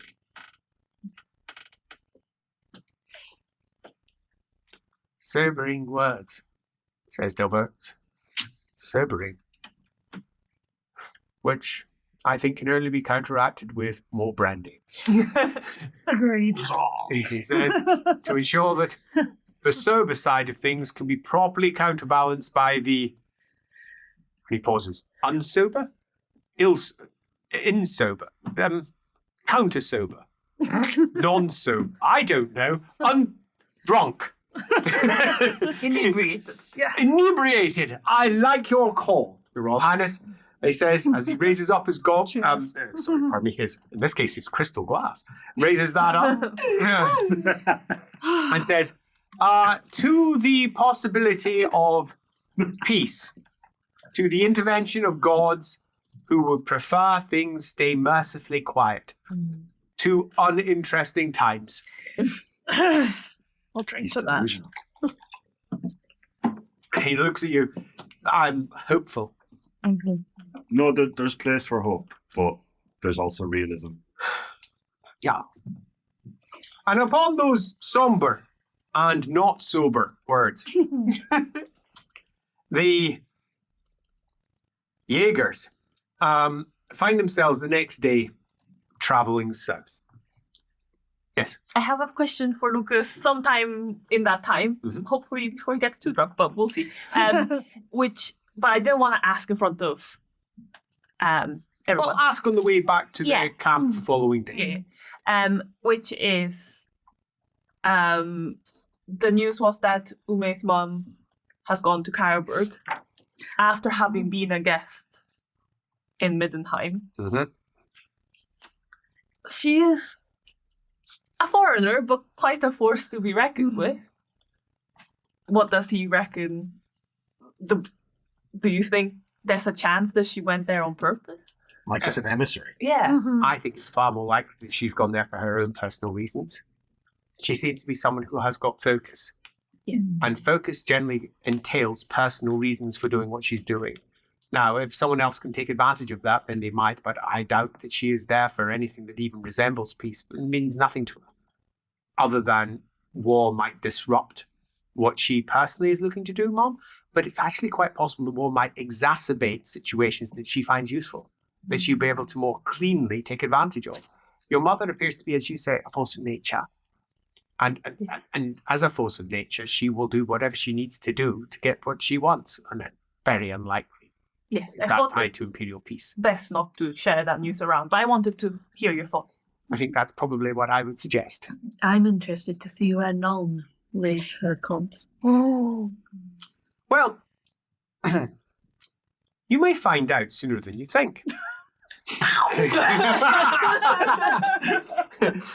The black powder of Nuln. I hear the sound of smashing plates. Oh my god, is that the Ember?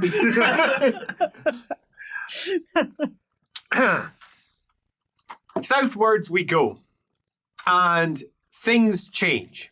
There is a marked difference once we move past Delberts, not just because the weather improves or shifts to rain, which is not ideal for a large moving force,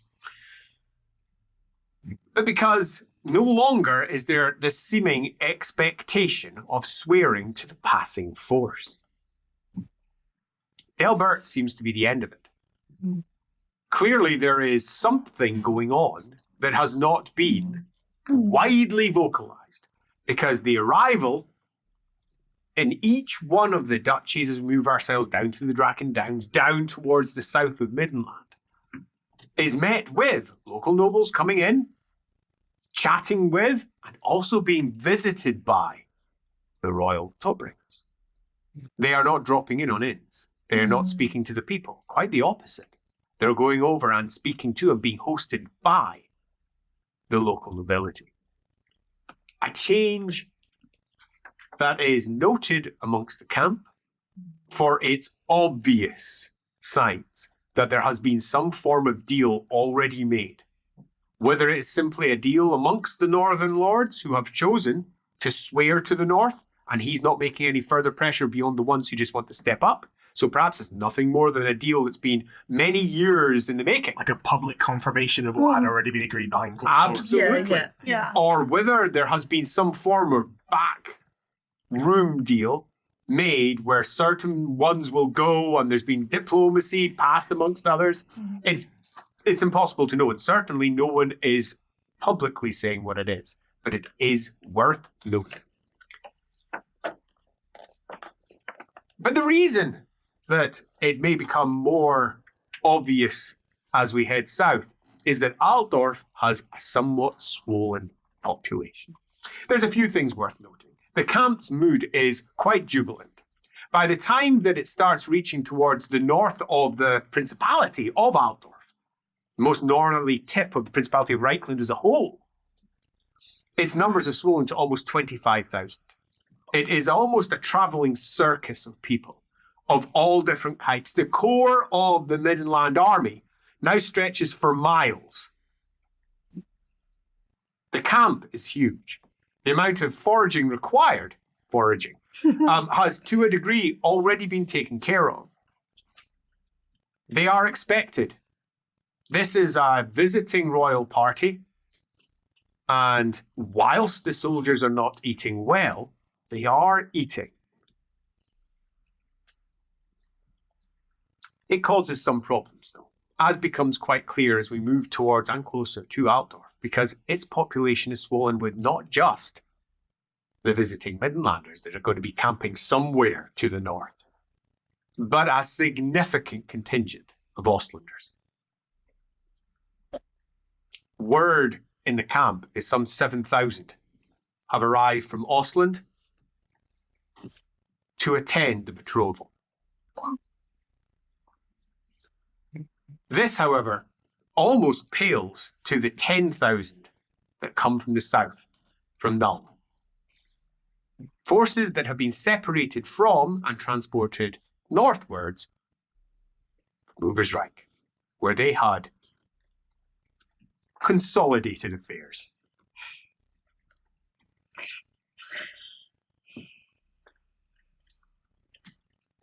What that means, no one's quite certain. But the city itself has banners hanging from every gate. The elector counts of Nuln, Talabheim, Reichland, now Middenheim, Ostland are all in the vicinity. Eggs in a bomb basket kind of links to mind. Yeah. And they are all here for a good reason. Because for the last 3 days, there have been group after group after group coming to the camp of the Tawbringers and presenting their goodwill and congratulations and gifts. Hopefully gifts. I mean, And gifts. this is the whole reason I did this. So Katerina could get some gifts. We made a register 18,000 with toasters. Luigi and Salvatore. And gifts for the bride-to-be. From Null plates. A bag of broken plates. Crackle, crackle, crackle, thump. It's tradition. And you've been on the periphery, watching as various groups have moved in and moved back out. Some of them are local dukes, some of them are local barons or counts, all of whom have got their own personal gifts to give. But a direct embassy from Nuln arrives. All black clad, marching in, some 40 carrying a large cannon. Wow.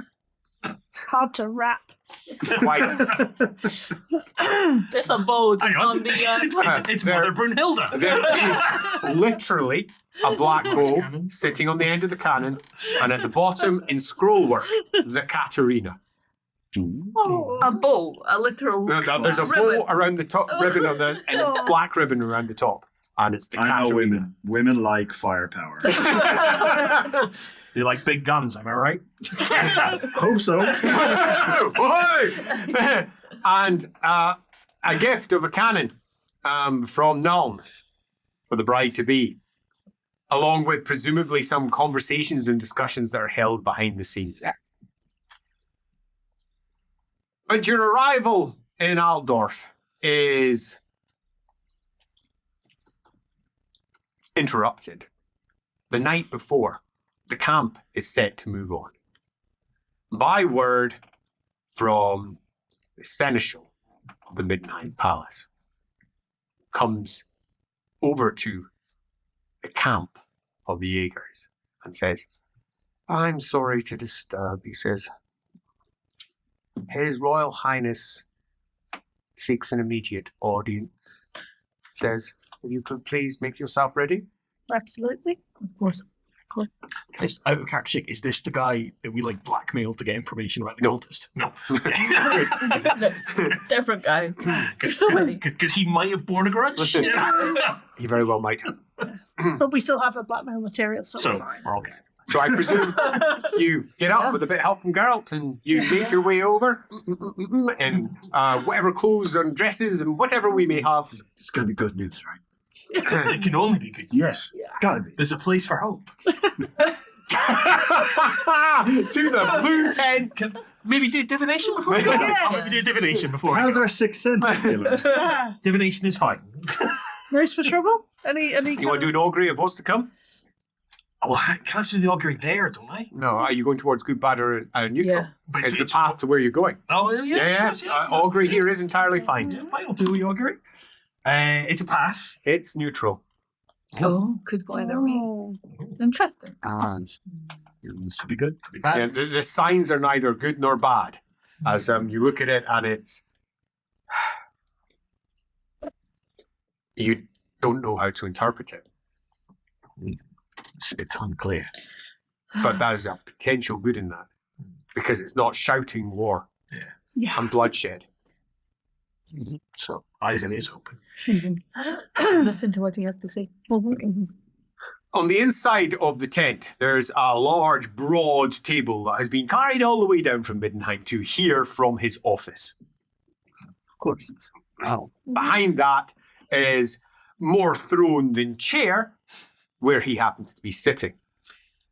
He's in his armor because it's a wedding party. Hey, we're all the best Indeed. people wearing them too. Todbringer across his chest, like so. And to his side, sitting down, is Katerina. She has her hands clasped in front of her, wearing the blue again, Middenland. She also sports a small ribbon of blue and red around her arm, the colours of the Holzwig Abenauers. Definitely what she wants to be doing. In here, there are also three others. One is a tall, auburn, almost red-bearded man that makes the darker auburn of the Grand Duke look almost brown and dull by comparison. There's a brassy edge to it. And he has on his chest a big skeleton holding a scythe, presumably his personal heraldry. You gather. He has his arms folded like so, looks over at the Grand Duke as you come in, almost to say, seriously, why? You can see it on his face. More heraldry? I'll get there in a second. To his side is the blue-clad figure of Albrecht, the Grand Wizard of Midnight. He's hunched over like so, looks at you all come in, nods and looks back at the graph. And beside him, with a big grey beard, wearing red armour, is our Ulrich, the leader of the cult of Ulrich. Some of you have met him. What did you do? I don't need to ask. We know what you did. I'm sensing a pattern. with No the more side streams. streams. No more side streams. And That's a it chaperone. involves grumpy old guys who are just kind of dickheads, right? It's Ulrich all like on me, them. but it's fine. He has his arms folded. As In fact, technically, he owes us, right? Oh, for covering up. For covering up I wouldn't rub it in his face. I'm just saying, if he tries to throw us under the bus But he publicly, tried rubbing it in his face. It might make him a far happier man. As, Especially in her new outfit. As at the wide open tent flap door, the chap guard who's sitting there goes, "The Sturmjaegers." By the way, before we go in, Ume will have gathered everyone and go, I know previously we've not always had a lot of rank around, but I am acting as princess.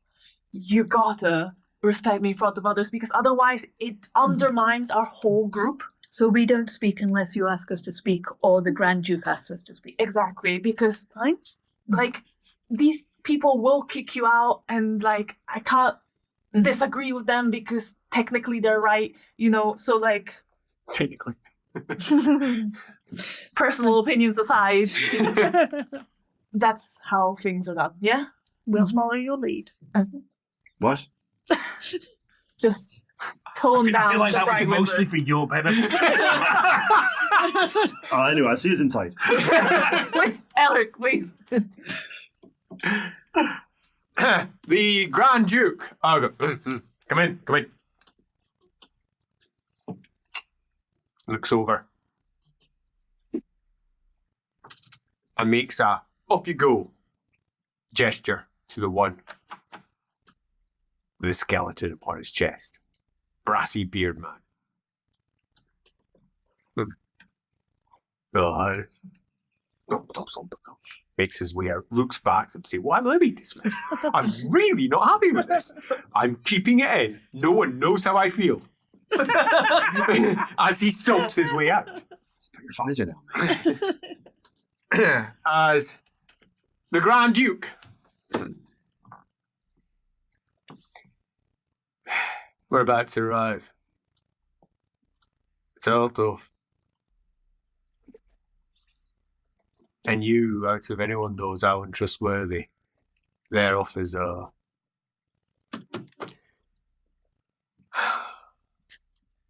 But I trust you lot more than I trust any of my lot when it comes to what may or may not be. It says, clatters down a scroll case, pushes it across. And it's got my royal seal in that does in there. He says, I won't be going into Altdorf for 3 days. 3 days. But this is already established. I've received their embassy. There'll be quite the fanfare.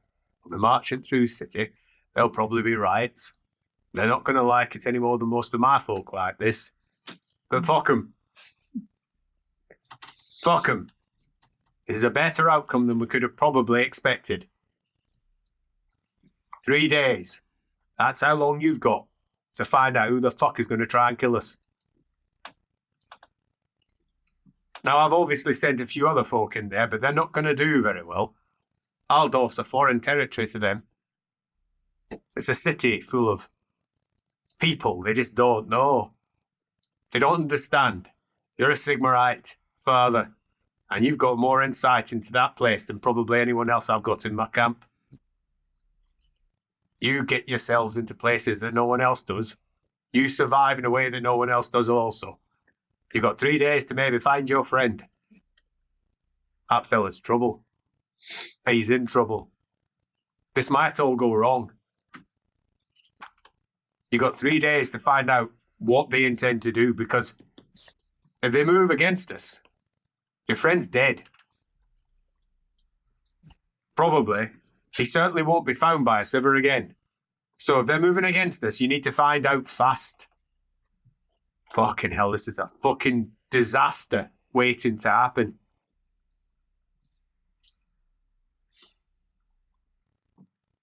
That, he says, pointing at the scroll case, it's got my royal seal. Where that will be useful, you will gain entry. Cult of Ulrich will accept it. There's a north temple and a south temple. The palace, they'll let you in. Oh, they're not going to like it, but they'll let you in. You won't get very far.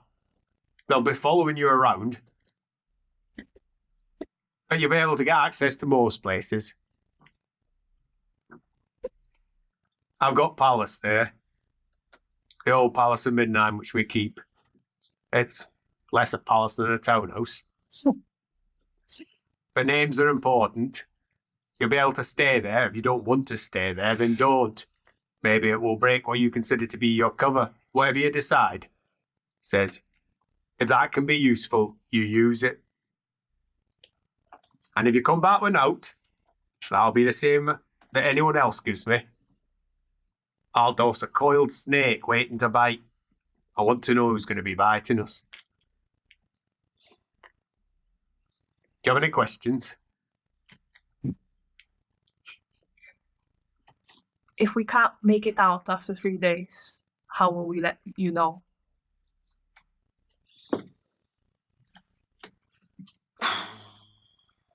Katie?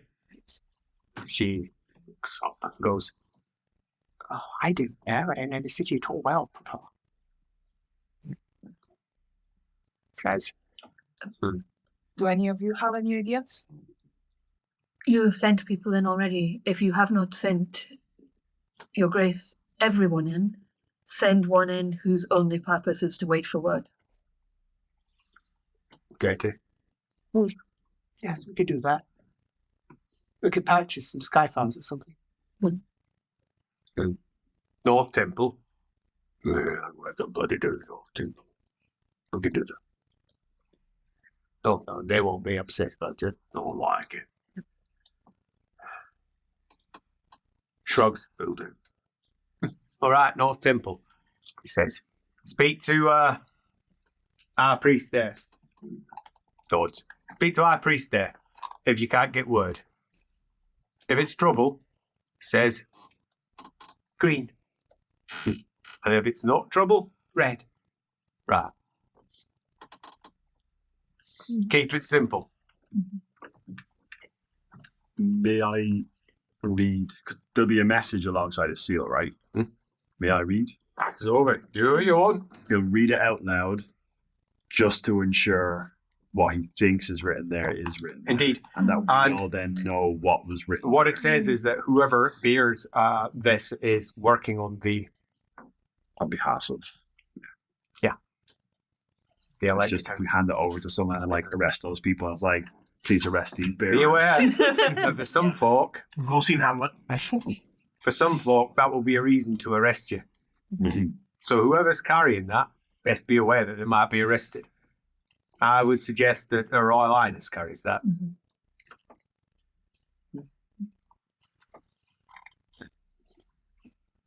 Altdorf is a city aflame. It is not happy we're here.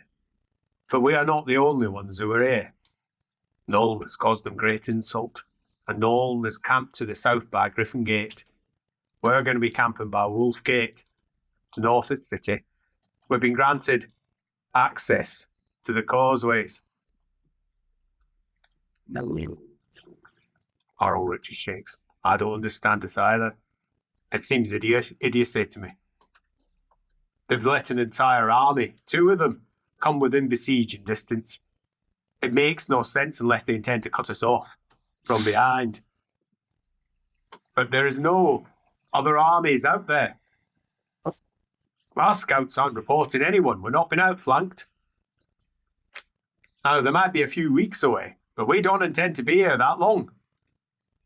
Maybe there's something afoot. 3 days. That's what you've got to find out.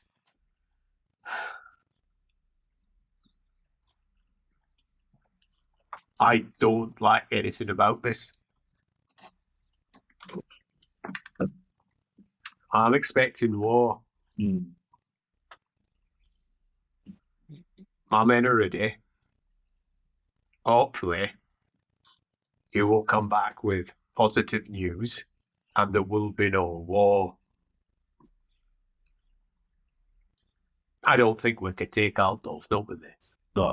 Do we fight and retreat as opposed to? Oh, it will be siege? re-establishing proper force up north. We'll be retreating. We can't take Altdorf, not with this. Even if everybody had banded together, we wouldn't be able to take Altdorf. Or we'd damage it. And if we come across the other contingencies, are you sending others to speak to them? Would you like us to? Don't make any emissaries. There ain't no need for you to go and speak to others on our behalf. All I need you to do is find out what they're going to do to us.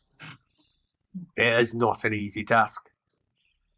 I recognise that I'm just throwing you into the deep end, off the edge of Faustlag, if you will. Let's see if you fly. But you've shown yourself to be resourceful. Unexpectedly so. You can open doors in ways that most people don't expect, and I like that. I had no expectation you would come back the way you did, but you did. You did.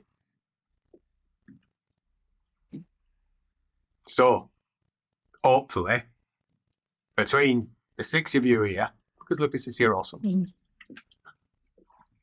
there is something you can come up with that none of my other supposedly very well-informed individuals are able to do. All our spies are alive, but all our spies are known. Or you'll be known as well, I presume.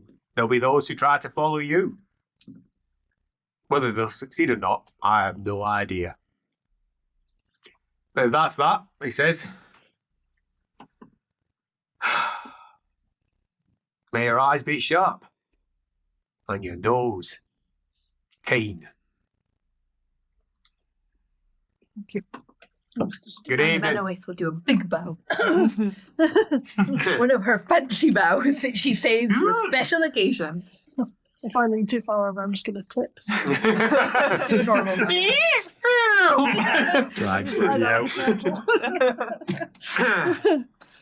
Which is how the Jaegers Crikey. find themselves making Put their it in, way of course. over to the Let's infiltrate Altdorf.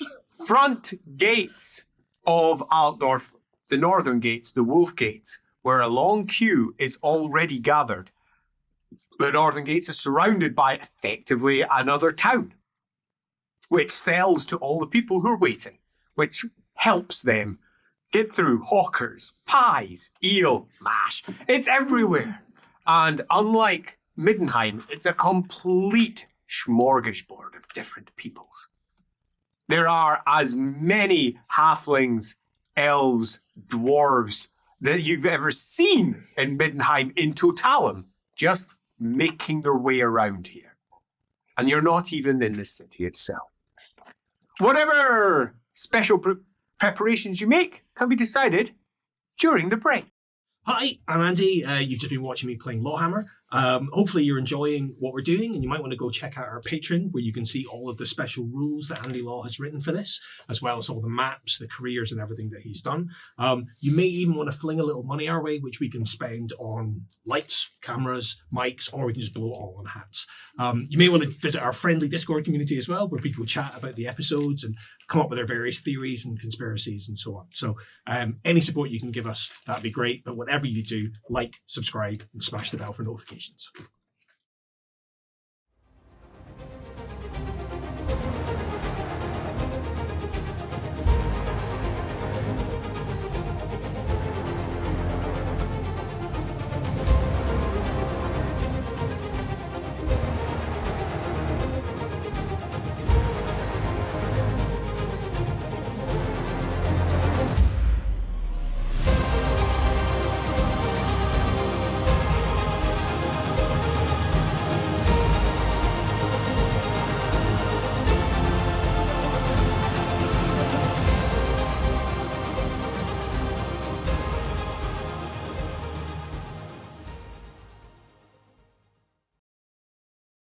The streets of Altdorf. They stink. It's late autumn, and the sky is grey. A light fog has risen around the city. Less a mist and more of a stench-clogged bank of clouds coming in from the mists and the marshes around the city itself. As Our glorious heroes make their way into the city for the first time in quite some time. They can't help but feel a touch trepidatious. For some, it's been more recent than others. Leopold passed through here on the way north, and he already has an expectation, a very expectation that settles in over his shoulders as he passes through the city gates. Something doesn't feel right. What does that mean? It means if anyone's got sixth sense, it is constantly telling you that something is wrong. It obviously doesn't kick off on nose for trouble. Nose for trouble relies on people. Sixth sense relies on the something else. I think at this point, Elric's more concerned when it's not going off. Yeah. It's rare. And passing through the gates is when it activates. Wow. As if the city itself is somehow against everything. It is a prickling, uncomfortable sensation. And you all have plans. The Jaegers, unlike some situations they've walked into, have a clear set of goals. And the first is the most obvious, setting up somewhere to act as a base of operations.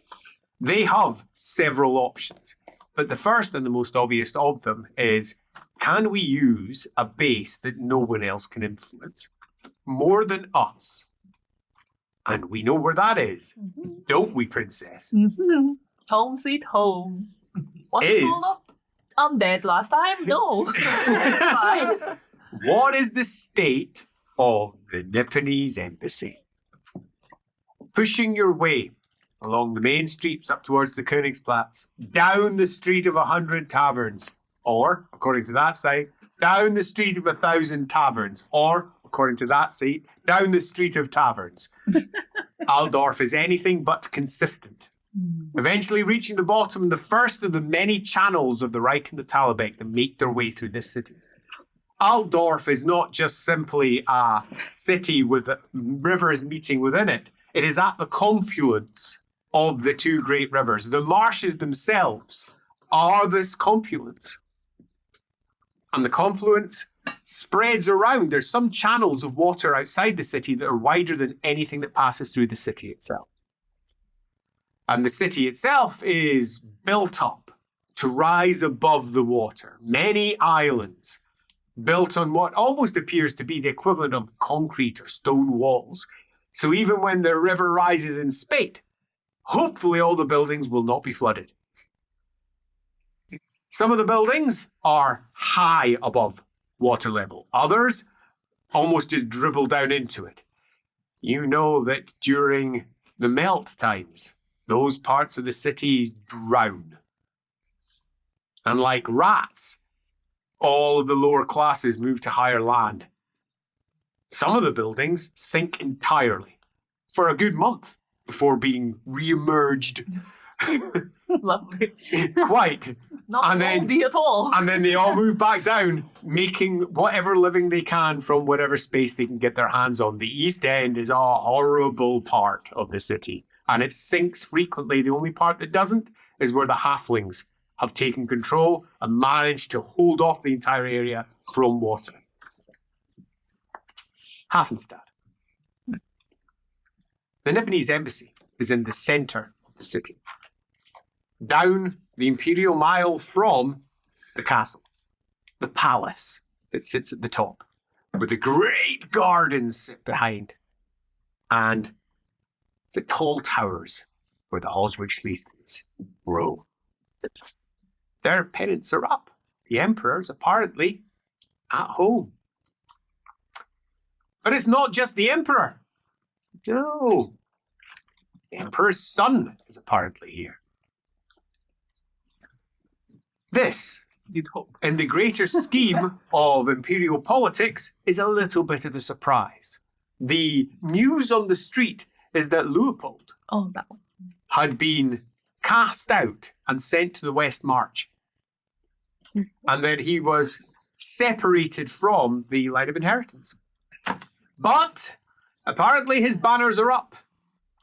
He, as far as you're aware, is the current heir to Altdorf, the Principality of Altdorf, but not to Reichland as a whole, nor to the imperial seat.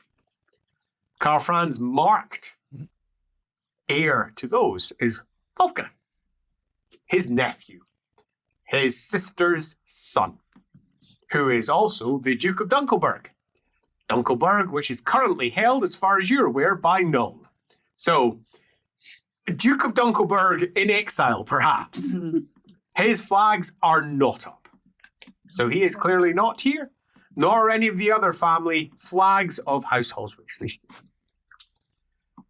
The Nibonese embassy is down the Imperial Mile, just off it, beyond a curving street that goes down to a lower market.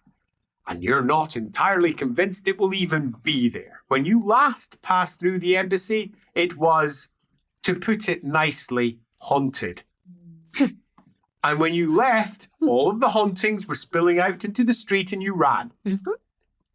Has it been reclaimed since that time? I believe they were falling off the roof. Yeah, spilling down into the streets. Good times. I'm assuming you haven't told any of us this. So it'll be a nice surprise. Will it look like any more of a shithole, realistically?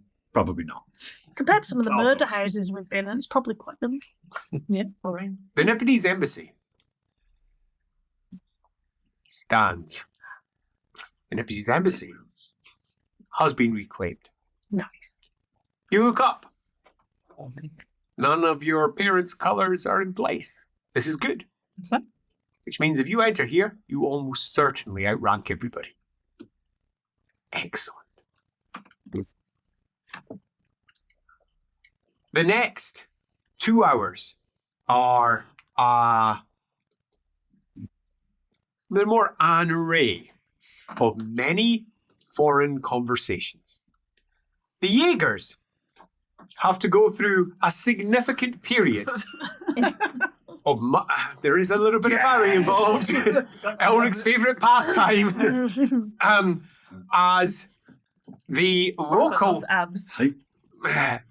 as the local staff have to figure out how to deal with their princess in exile.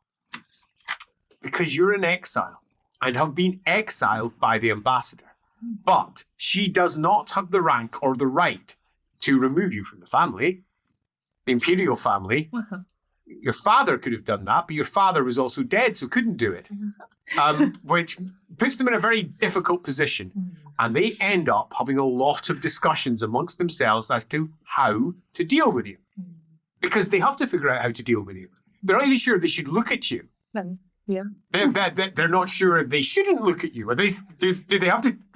And it's causing a certain amount of panic. As various officials get together and they're sitting there discussing amongst themselves, in Nibonese, not really much help, trying to figure out how do they deal with the princess. You are left in a chamber, big, square, and empty, with a single tree, heraldic device in a circle, on one wall. And on the opposite wall, 2 fish chasing each other's tails. Koi. Symbol of your house. Right there. And that's the problem.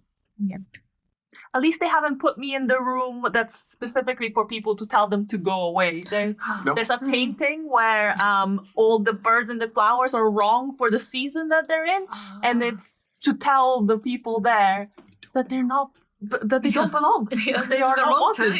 time. That's next door. Yeah. That way, that's the way you want to go.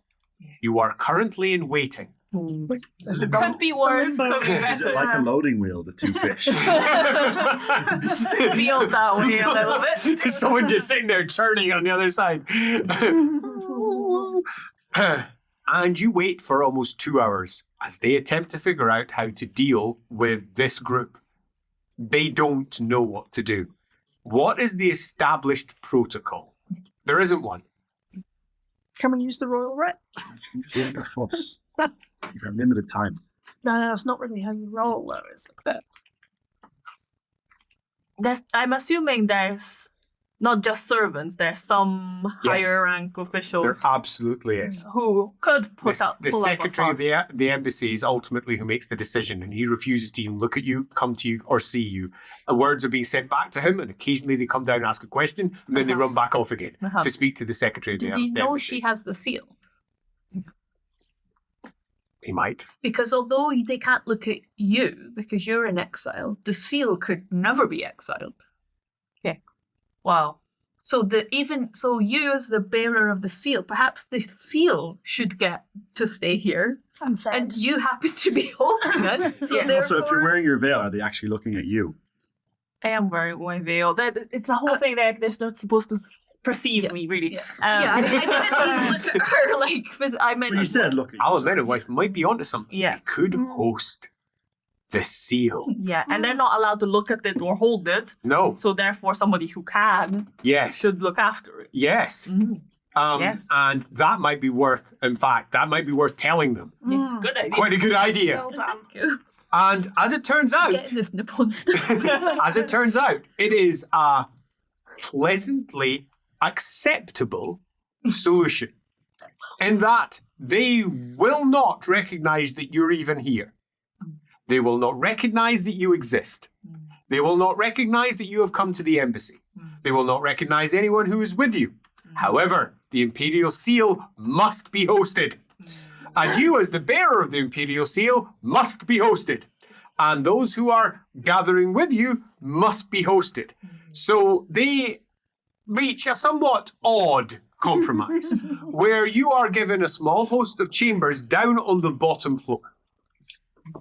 The bottom floor goes off into the lower markets. The upper floor goes into the higher streets closer to the Imperial one. And this bottom floor gives you access down into the markets and freedom into the city, should you so wish it. They have servants who will come in, all of whom wear a mask, so they cannot see you or anyone else here. And when they come in, they cannot see the seal or be aware of its existence in the slightest. But they all indeed bow towards where the seal will be kept. They will present food to the seal. They will ensure that there's been significant bedding laid out for the seal and any of the seal's, friends? Protectors, I don't know. Exactly. That will be laid out for them as they then shuffle out backwards, never showing their backs to the seal, until eventually they leave, shuffling out, going back up above, and then reporting to the secretary that the seal has been seen to. Has the seal left yet? No.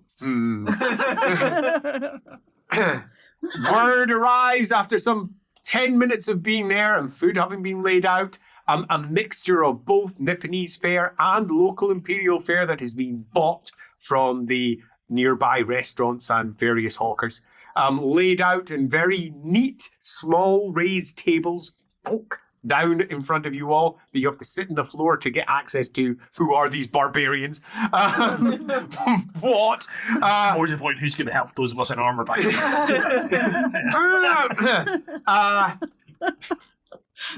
And you have the freedom of the city beyond that. But indeed, sometime after, a word will be said to the door on the outside that the Imperial Seal, comes the voice in Nipponese, had best not stay long. For the Imperial Seal, welcome as it may be, will be known to the ambassador in Karaberg, which immediately starts adding tick, tick, tick time to you. Tomorrow, they'll be aware. A day later, news will probably come back. So within probably a day or two, maybe 2 days, they may take their time. They are known for attempting to be as accommodating as possible. But if they take their time, 3 days. That sort of matches up, but you might get kicked out early. Don't leave any of your stuff, I guess, because Yeah. or not We're the ready. day after tomorrow. Yeah. Take it. We ready have to some go. backup options. And then through the bottom of the door, on a parchment with quite clearly marked out for the Imperial Seal, is 3 keys for the door at the bottom. They wish to go and take in the sights, I guess. The Imperial Seal, a noted sightseer. Yeah.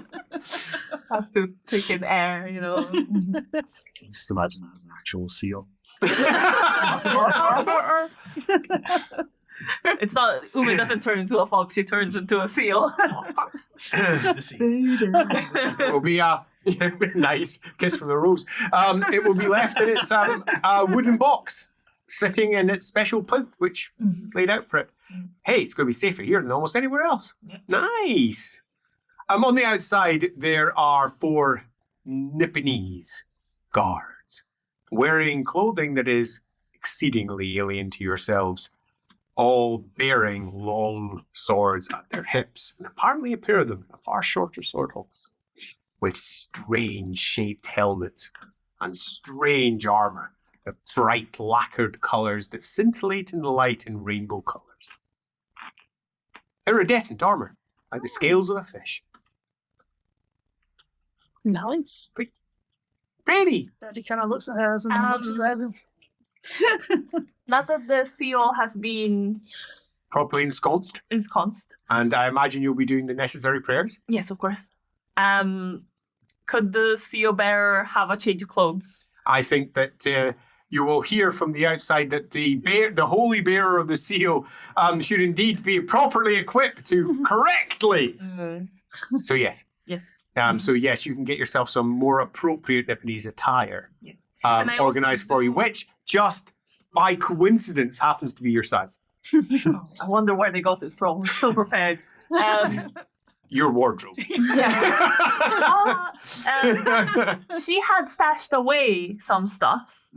Is there any chance that this lower level was like close to somewhere she sneaked in from and might have like a stash? So she knows what the situation is here. She's invisible. Sure. They won't see her. She has free reign of the place. They Okay. don't. They have to stay in the apartments, but she can just go wherever she wishes. Cool. So I Um, could go upstairs. You can go upstairs. To You can wherever go you everywhere. stashed You can it. go to your old rooms. You can grab your old stuff. All of that is something that you absolutely can do. And they will just all turn their backs and pretend they don't see you. Because we're going out on town and, you know, her Yep. noble clothes aren't necessarily appropriate. Cool. Mhm. Good. It's good to have options. Yeah, always good. Pack up a trunk. Love it. Oh, get paint. More paint. More pain. More options. More paint. Right, so I believe that all of you have got places you'd like to go, given that we've arrived in Altdorf. Okay, so who will we grab first? Who's going to put their hand up first? Who's it going to be? I thought we were going to do it in initiative order. No, not at all. We can do it in any order you prefer. Where would you like to get news from first? Well, do we want to go to the palace and see if we can talk to Volkmar first? Or I thought we might want to know where Thyrus Gorman was first, because if there's going to be an attack on the Todbringers.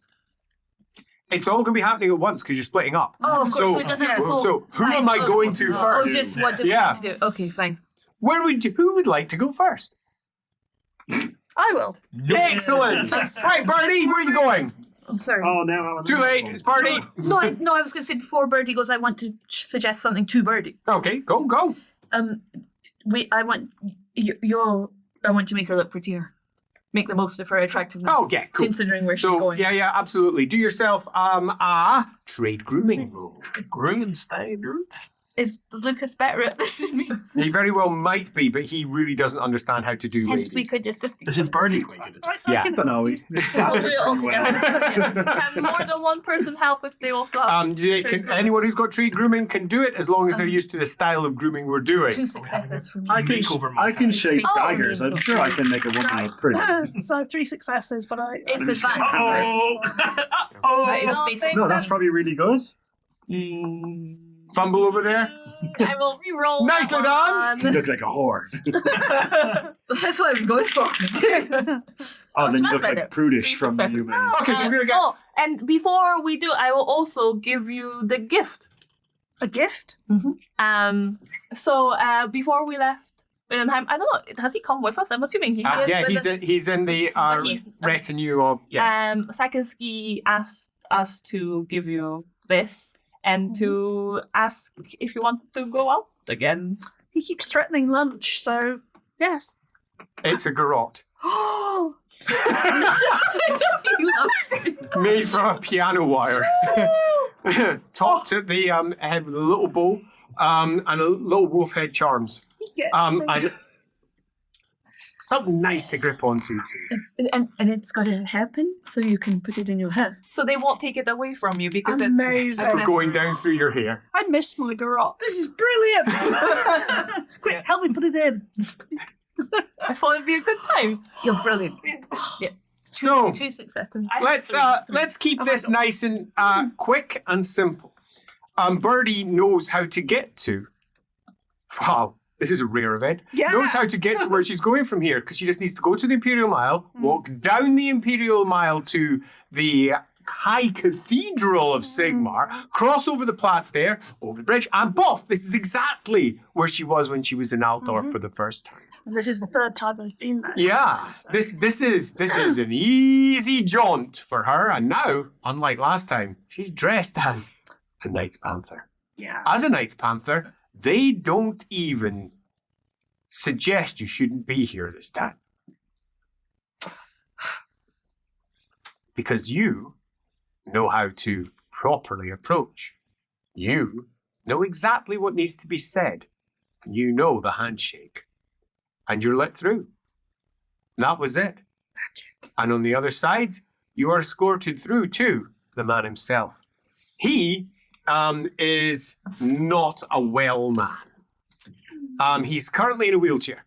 A large wicker chair with almost wagon wheels to the side, although smaller. And he's all wrapped up in a heavy blanket. His head is sitting slightly to the side. Grey hair, looking thin, as he looks up at you and goes, "Am I dreaming?" He says, "What's happened to you?" You wouldn't believe. No, you're correct. I wouldn't. And you discuss it out. Mhm. It's a moment of much laughter from him. He finds the whole affair ridiculous. That makes two of us. I always did wonder what it was that the Torbringers had over our northern brethren. Maybe one day you'll find out and pass it down to me. Why is the Grand Master there? I should certainly like to know. Yes, I would certainly like to know. So what is it you would like to know?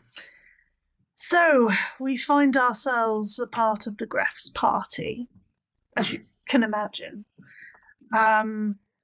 There's a lot of moving parts, and I thought you, of anyone, might know, A, where the Knights Panther stand amongst all of this in Altdorf, but also anything that might help us keep from war. They had themselves a meeting just a month ago.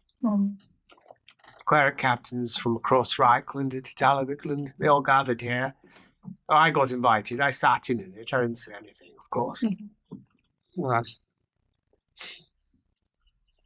the Order was in a very difficult position. They were being requested by the Emperor. And they had no real desire to get caught up in what was almost certain to be civil issues. Our Order draws from across the Empire, of course. And where Reichland may be one of our heaviest recruiting grounds, it is not our sole recruiting ground by any measure. Talabheim. Oh, there are many of us over in Talabheim, obviously. Middenland. Middenheim, where the Grand Master resides. It would mean almost certainly that we would be fighting against ourselves. Yes. And it would be almost impossible to avoid if we sided with the Emperor. So their meeting concluded that we would attempt to keep ourselves separate. So the Emperor came knocking. Really? You might note that the Orden House is almost empty. Oh. Gods alone know where the knights have gone. They've gone quiet. And if they're not with you, then I would suggest that they're somewhere else. Interesting. Between you and me, Nobody really likes the Midland Reich. They view the Knights Panther in the north as transgressive. There are some who would like to see their influence wiped out completely. The Grandmaster should be back down in Taliban. Or perhaps return home to Altdorf. That's where we were founded. Mm-hmm. This Midland business should possibly be brought to an end. That is the talk. And now they've gone quiet. I don't like it one bit. No one here, so who knows where they've gone? That should worry you. So this is a cat question, but it might Yes. be one that Bertie would ask him. Yeah. Who's taken over as the Grand Master since Tolkien? That's Tolkien. The younger. Oh, it's Tolkien the younger. younger. Yeah, Oh, totally. right. Initially, we thought that, so there's three. There was the Yeah. Grandmaster, his son, and the Because grandson. we thought Yeah. Tolkien We had been thought killed. that the Yeah. oldest died. We thought the middle one had died, but then they found him in the rubble. Yep, they found him. So okay. he's So alive. he's alive. So and So is now Tolkien's, Grandmaster. Yeah. Grandmaster up in the north. I see. So, So after we're divided. Yeah. chatting, it's clear that the Knights Panther are split. And it appears that there is a significant southern contingent that has gone into hiding. Now, that could mean more than one thing. If you go with the charitable option, it means they're just trying to avoid being ordered to face their Trying to be own neutral. order. Yeah. Or if you take an uncharitable view, the Reiklander lot have decided to try and take control of the order, which means killing the Northern Lord. Which would mean we're happy to accept the Emperor's order and we will go to war. So that's quickly what we have with there. You could eventually say goodbye after much chitty chat. Who are we going to go to next? I'm probably drunk as well. Oh, of course you are. If Lucas is going off on his own, Yes, he is. I would also ask him if he thinks I know it's a touchy subject, but do you think Dr. Flaster with her in with the doctors might know something if they're preparing for Yep, war? Sounds good. Who will I go to next then? I'll go Who next. wants to go next? Alma wife is making her way over to the...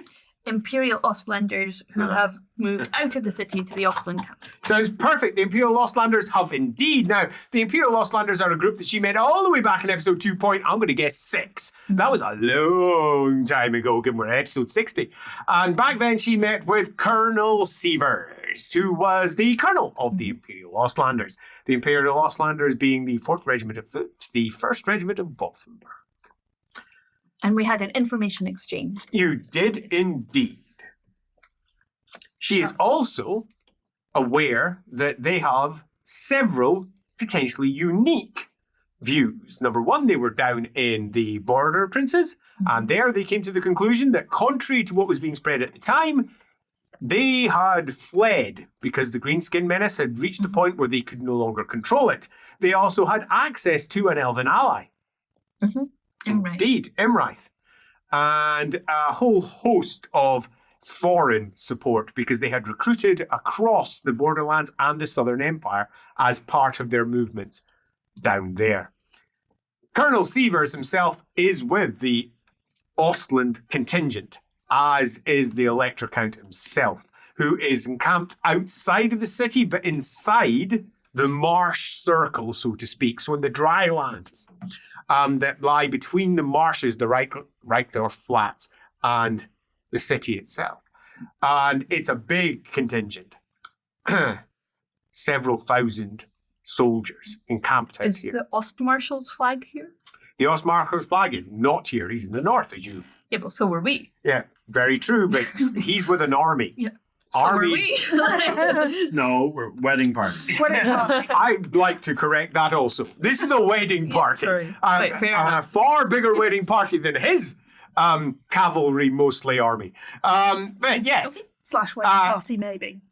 you can meet with Colonel Sievers in his command tent, which is separate from the main camp by almost half a mile. He has taken control of a small farmhouse out there, which partly he's paying for. He's got a set of tents beside it, and he is receiving command in the tent and himself sleeping in the small farmhouse. Last time he took exception to me looking like not quite an elf, and that's changed now. 100%. You're very much the elf as you Back in it. arrive. Colonel Sievers Elfing it up. will be standing when you come in. He's sitting behind a broad table. To his side is a very old man with a bald head wearing the uniform of a frontline soldier. Over to the other One side. that was there before. Yes. Last Big, huge moustached fellow with a sort of wonky looking face. And hair that's just sort of falling down his face with his arms folded like that. And the colonel comes out from behind the table, pushes open the 10 flak, and gestures you in. You have been through several rounds of black and white clad, Red Bull sporting soldiers to get here. As he looks out and says, well, who are you then? Alameda Shadowvale. We met before. No. I met her in the city. Didn't look like you. Which you took some exception to. It was a face that I used to pass amongst the humans, and I have dispensed with the need for it now. That time has passed. Fair enough. He says as he walks in and goes, you have interrupted us. We have business we need to attend to, but it's not often we get a knock. What is it? Well, much as last time, I have information for you, and I hope you have information for And me. are you offering yourself for employment? Not at this time. I currently have... I don't know if I want to hear your information. Depends how good it is, though. What is it? It concerns the Ostmarshal and his movements and behaviour in the north. Right. Says, takes a seat, sits down, and says, off you go. As he goes, do I have to go? Yes, go. And he says, I am willing to stay. Of course you are. Go, piss off. Looks at you, winks, and then makes his way out. Ignore him. Get yourself a seat from over there. Tell me everything you know. And you do. Yep, I do. How much do you filter the information that you have about from the north about, for example, the Ostmarshal and his movements around Brass Keep and everything that occurred around Brass Keep? I think I'm just going to distill it down to factually what happened. Cool. That sounds good. Not going to lie. Not going to offer my own opinion. I'm just going to tell him. Yeah. He'll offer some questions pointed, particularly about this potential double that was influence matters. He'll ask whether you think that the Ostmarshal was particularly Sigmarite aligned. And the answer is probably yes.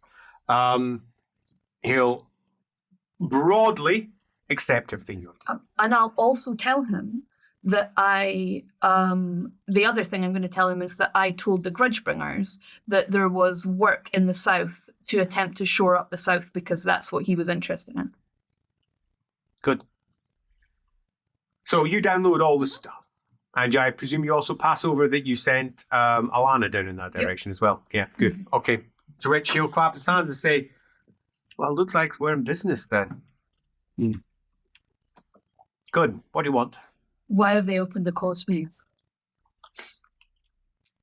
What's waiting behind Middenheim? You get the idea. We don't know. That Khan doesn't believe that they would be so brazen, but I'm quite convinced that there's forces out there somehow. I think it's the brother. The Emperor's brother. He's a little shit. The Grey. He's hidden them, I'm certain. His forces in the woods, maybe even in the marshes. They can't last out there for long and not be seen, but they're canny. There's a reason Reichland wins. They're willing to put up with anything. And they think Sigma's on their side, no matter what they're doing, no matter how dirty their tactics.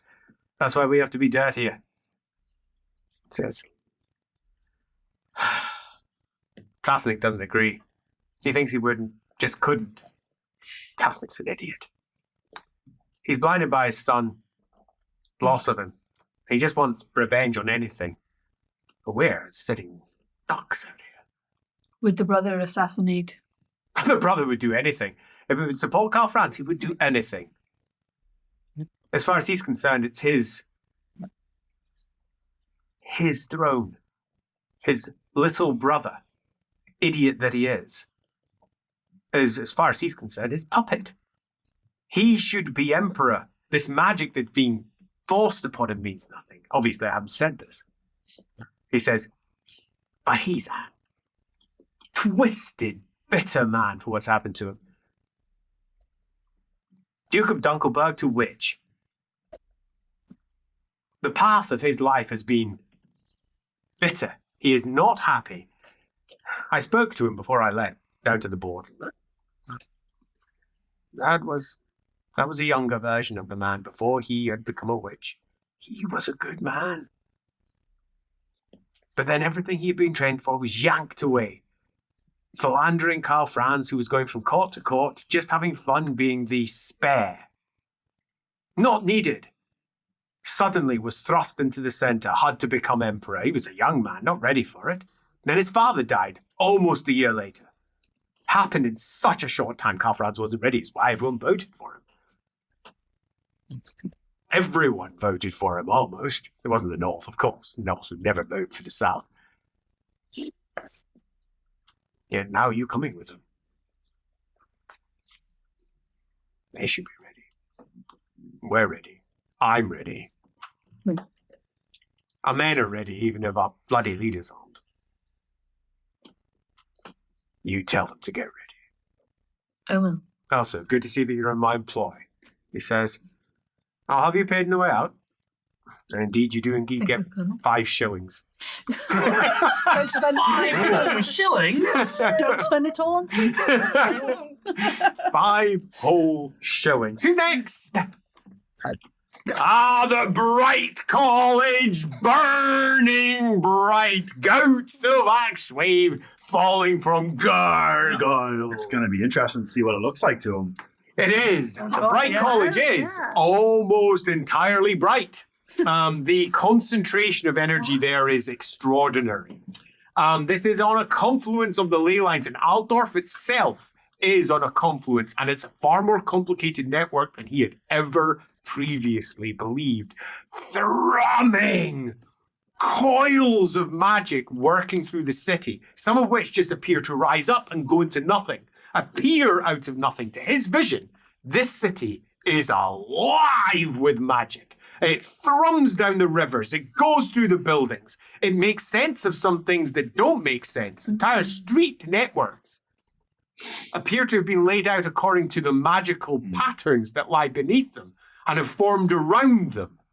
People avoid or follow these routes. Where sometimes they vanish, streets come to an end. It's odd to see how much magic has shaped Altdorf and how it was probably a completely different city just a couple of 100 years earlier, before Teclis, before Finrier, before Yurtle came. And this city was chosen because of all the confluence that came here and reshaped into the colleges. Rebuilt. The city now is a magical network. And it's sometimes difficult to walk. Because for everyone else, it's just a street. For you, it is a screaming passage of pure magic. Magic that most humans will never be able to perceive. You can't take your normal route to the Bright College. It hurts. You have to go through a bunch of side streets. You're a bright wizard. No one messes with you in the East End. You're one of the few people that the East End group know just not to mess with. Over in the East End, the college itself rising up with all of its many towers, the tallest of which is Gorman's Tower.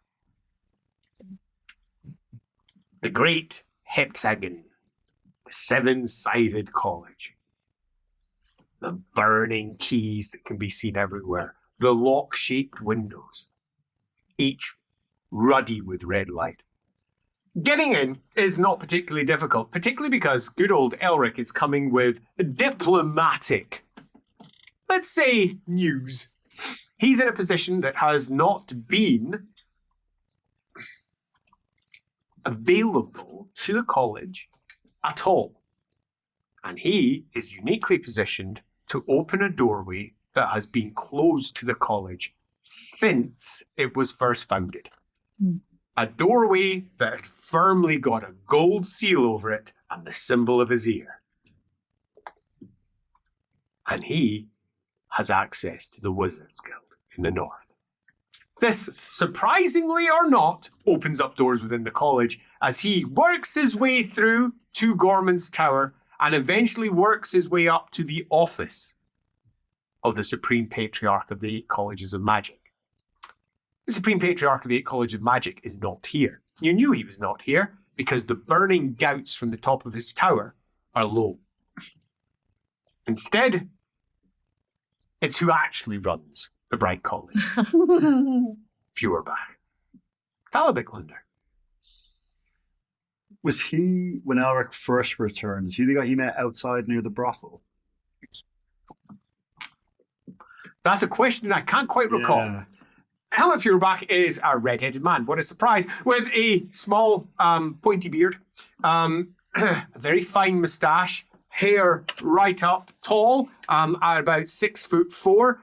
A normal man, that would be really tall. But in comparison to Gorman, he is small. Gorman stands over 7 feet in height. He is enormous. He is sitting with a large crystal glass of wine in Gorman's office. As he sees you, messages you in. You've been seen up here by Matrius Siegfried, the Master of Apprentices. You're rooked through because someone you knew. You'd spoken to Matrius Siegfried many times. Duerman sits at the top. He's the true Master of Apprentices. Matrius Siegfried does it all. In the same way that he's not really the Patriarch. And he looks up and says, "Oh, do come in, do come in." Looks at you. "You've become a wizard. Look at you." He says, "It seems that time away. Come and have a seat." Yeah, thank you. He says, "Time away very much suits you. Where have you been sent?" He says, "Oh dear, you working for the Jungfraus?" I was, but I've found other employment since. "Oh, who are you working for now?" Toddbringer. "Oh dear." He says, No, it's "I thought that you were going to hopefully get away." "Oh dear." it's not bad. It's opens potential doors. I have his ear. I'm not just employed by him. He listens to me. I got told to just read my note that you've been granted access to the Wizard Guild up in Goodnime. Yeah. And are they receptive to broadening their acceptance? It could be. Look, if you manage to pull this off, you do realize it will make your magisterial exams significantly easier because Gorman is that sort of man. It shouldn't do, but it will. I think you may have noticed I have some keys, but I've been sidelined a lot. So. Yes, you have. We can speed up affairs. There are certain things that we can do. I mean, if you can't do it, then there's going to be no speeding up anything. But if you can, we can get you through that rather quickly if necessary. I mean, after all, Gorman was a full magister at the age of 14. He's a prodigy. He became Patriarch at 15. So, there's little else we could do. He beat the previous Patriarch in a duel. He had to be elevated. Fortunately, he became my master. He says, "Nice ripe age of 19. I was 22 at the time. He says, "It was one of those galling moments in one's life. But as it turns out, a remarkable master. His understanding of actuary was intuitive and extraordinary in a way that no one had had for a long time. And perhaps the same will be the case for you, Elric." He says, "Particularly if you're opening doors up in the north, that will go down very well with Gorman. He is, after all, a politician." Where is he at the moment? Gorman. Yes, well, the Supreme Patriarch is busy with matters in the palace.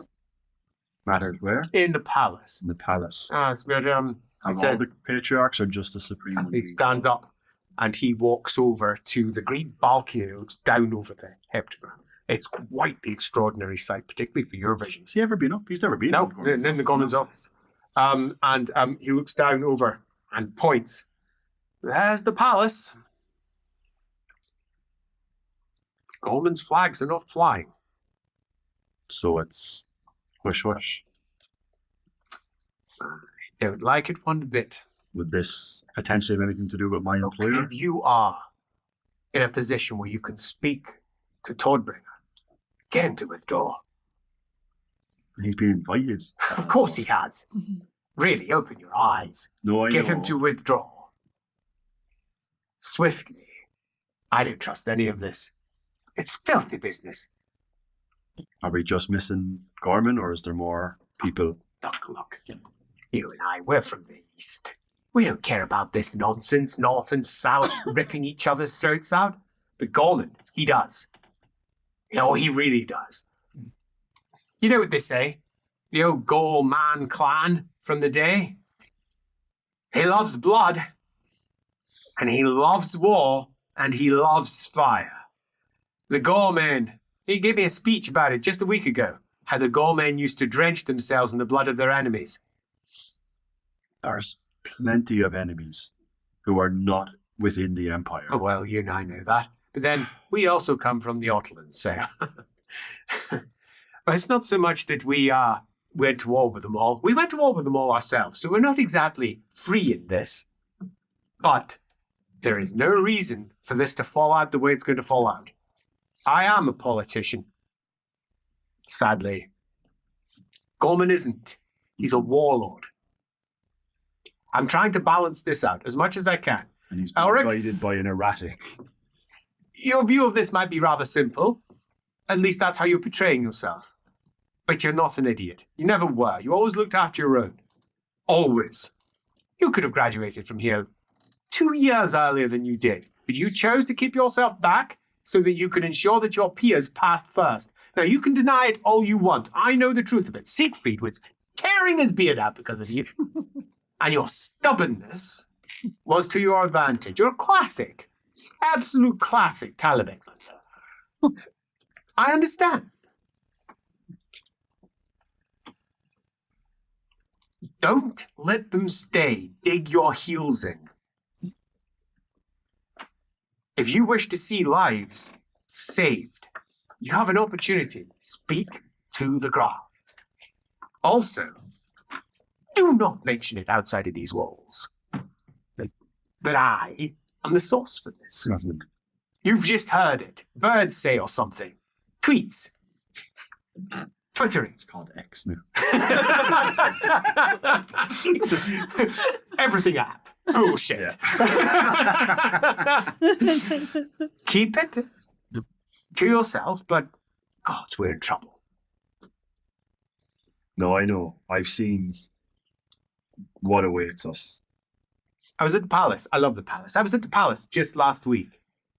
I saw the Emperor twice. The first time I saw him, what a fine figure of a man he was. Next time I saw him, he was using a walking stick. Now, clearly, you're using his double. I imagine it'll be the double they'll send out to meet, because he has to come out to meet the bride-to-be himself. I'll also tell you one other thing. Wolfgang's nowhere near the city. He's supposed to be here already. No, his flags are not here. He's not in the city. Neither's his mother. He's been kept safe. No. No. No, he's refusing the order to come. Ooh. I don't think he wants to get married.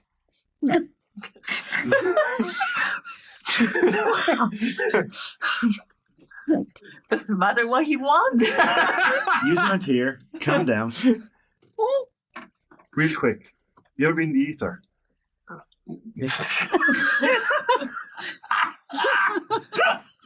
I require a paper on that, please. Twice. Oh, no. I think I can do it again. Good. He says, speak to Siegfried.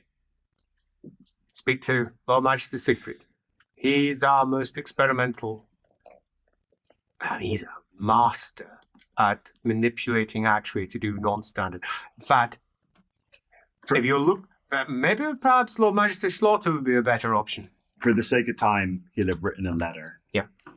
because he knew he would have brought this up and addressed it. He'll write whoever's name is on top. Good. Yeah. I can see a bright wizarding piece of fun ahead of us. Okay, so you have learned something. As we then move over to the last of our distinguished investigators, you have Mute. you got your Nipponese embassy. You've got a bit of a problem, actually. The city itself is somewhat close-lipped. Volkmar's not receiving anyone. Politics are clearly out of hand. But you do potentially have an external route. What's your plan? I think probably Gunhilda first. Yeah, it's obvious. So, Gunhilda. Gunhilda it is. The Order of the Boar? Yes. Yeah. A very small order that protects some rather special sites. And once protected a big demon thing. Not that it knew. Not that it was anywhere of it in the slightest. Is she in place? Is she there? Yeah, well, she doesn't leave her temple hardly at all unless she is... Inner one. Yeah, the inner one. Unless she is summoned elsewhere. And she has to go elsewhere. Occasionally she goes around to the outer temples and then comes back again. But her order is tiny and she has very little in the way of responsibilities outside of her personal temple. And finding her there is no great surprise, and indeed she is. You get taken in for a nice cup of tea. Huzzah. It's been quite some time since you last spoke with her. After a host of nice greetings and her general slightly tense demeanour, there's clearly a certain pregnant question hanging in the air. It's obvious what it is without even saying it. The shit's going down. Why are you here? But no one's actually said it. As she picks up her tin cup of tea, pulls it over to her handle, gets a bit hot in her hand, and then slips it back down again. And just looks at you, almost expecting you to broach the subject that she doesn't really want broached. But it's clearly going to be broached because you visited. Yeah. So, this wedding. A loose conversation spills out from this. You are currently down with the Midlanders, that part. And is this going to... What's going on here? She rubs her eyes and goes, oh, that ain't so good, I'm sorry to say. Carl Sigma's trying to stop it. I mean, as a whole, Grand Theogenes is against the idea. He made that quite clear in his sermon just last week, talking about those who are traitors to the blood and gone against the ideals of Sigma. He was just vaguely saying in his own way that Reichland should marry Reichland, will not cross the borders. It destabilizes the empire. It gives it new form. He don't like it at all. The emperor's pushing forward with it regardless. How strongly do you think he disapproves? Oh, very, but he ain't got the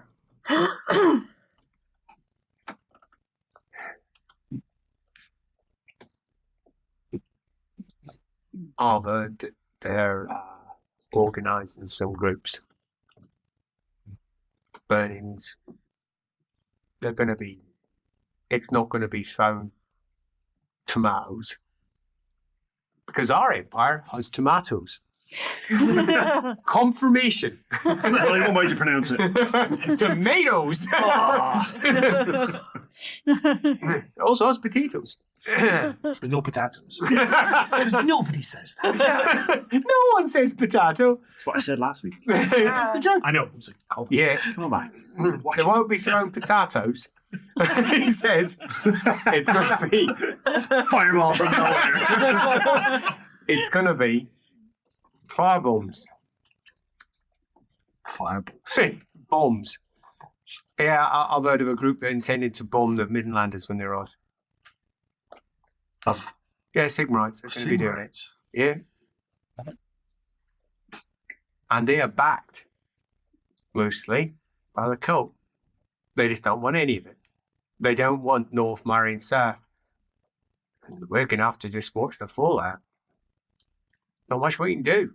It's going to happen one way or the other. If they push for it, it's going to happen. I mean, there is one thing that could be done.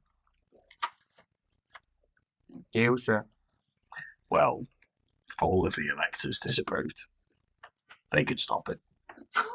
But that's why we're asking how much the Grand Theologianist doesn't approve. Yeah, he don't approve at all. Is he brave enough to vote Reichland out of the position, though? Nah. I mean, it's Emperor, isn't it? Oh, getting that. I mean, it would require something special. I mean, it has been that. Look at that mutiny he did. That's just wrong, guys. I don't know. I mean, what I can say for certain is the city, second your fellas are coming in, I'm leaving the city. It's going to go. It's going to burn. It's going to be bad. They're going to need every single soldier they got. Sigma's going to turn against them. No matter what Sigma wants. You know what I'm saying? So it's grim, I'm sorry to say. And how are things at the temple? Oh, all right. Could be worse. Says. Could be worse. Everything's still secure? We had an attack, actually. About 2 months back. Says bunch of Altdorf folk came out from nowhere. No idea where they came from. I wasn't there at the time, so I've only got second-hand stories. They were beaten back. 5 people died. I ain't never heard that happen before. And that's that.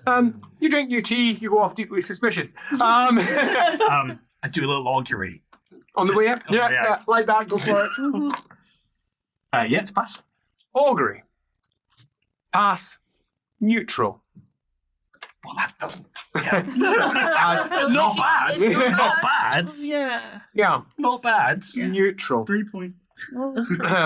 The bones are crossed in such a fashion that suggests there's conflicted interests at hand. Meanwhile, back at the Nipponese embassy, is there anything else that you would like to do while everyone's out? Yes. I am gonna get changed and gonna go ask around, I guess. For you, because you don't actually have a direct contact, I'm going to drop it to a Cossack first. Cool. No, fuck about. 99. Don't do a birdie. You can do it. 99. This is what you've trained for. 5 successes. Ah, sweet. Nice. Then, this is what we will get. I also have etiquette criminals if it helps. It does. Significantly, in fact. So, yeah, the underground. Going underground. Altdorf is in a state of, from at least the lower orders, poise. They're waiting. And there are many groups, many gangs in Altdorf who do not like the idea of a Middenland invasion. They don't call it a Middenheim invasion, it's a Middenland invasion. They don't really get the distinction between the two. Sure, yeah. As far as they're concerned, there isn't one. It's a northern invasion. And there are several groups who are quite vociferously prepared to defend Altdorf soil from the invasion from the north. A lot of kids who are just getting ready to cause trouble. You encounter a couple of them, one of whom can't be much older than maybe 16 and has got a bank of bottles that he has filled with alcohol and stuffed with rags that he's intending on throwing. These are not groups that are anything close to what would be determined as Sigmarite backed. So this is not the same news, just to make sure that's clear. It's not just this, though. Another chap who you once knew as one of the fingers of Ronald in the city, who was known for bringing folks down a peg or two. You glance by him, a chap that you only know by his pseudonym, the Blue Man. He isn't blue. Indeed, if anything, he looks more like a middle-aged civil servant with thinning hair, known for breaking into people's homes and planting evidence that generally made them appear to be very bad, depending upon the type of crimes at hand. He generally liked making people look like they were anti-Sigmarite, for example, or anti-Ulrican, or anti-something else. Or, for example, they had been philandering with people. Sure. He was not interested in the truth, which meant he was on the fringe of the cult. Because they were much more interested in using the truth against him. He made up a new truth. He interpreted the Riddles 10 in a different way. And from his interpretation, it could be anything. And indeed, you meet with him, and under the guise of someone who is, interested in seeing important people brought down. Yeah, his next target's Boris. Going to out him as a Sigmarite. Okay. He even has one in his employ, don't he? That makes so much sense. Yeah, supposedly a profile wardrobe. He says it's going to be easy. His own force are going to turn against him. It'll be undeniable. You trust me, I ain't failed yet. And no one's going to stop me. It's almost his catchphrase, and no one's going to stop me.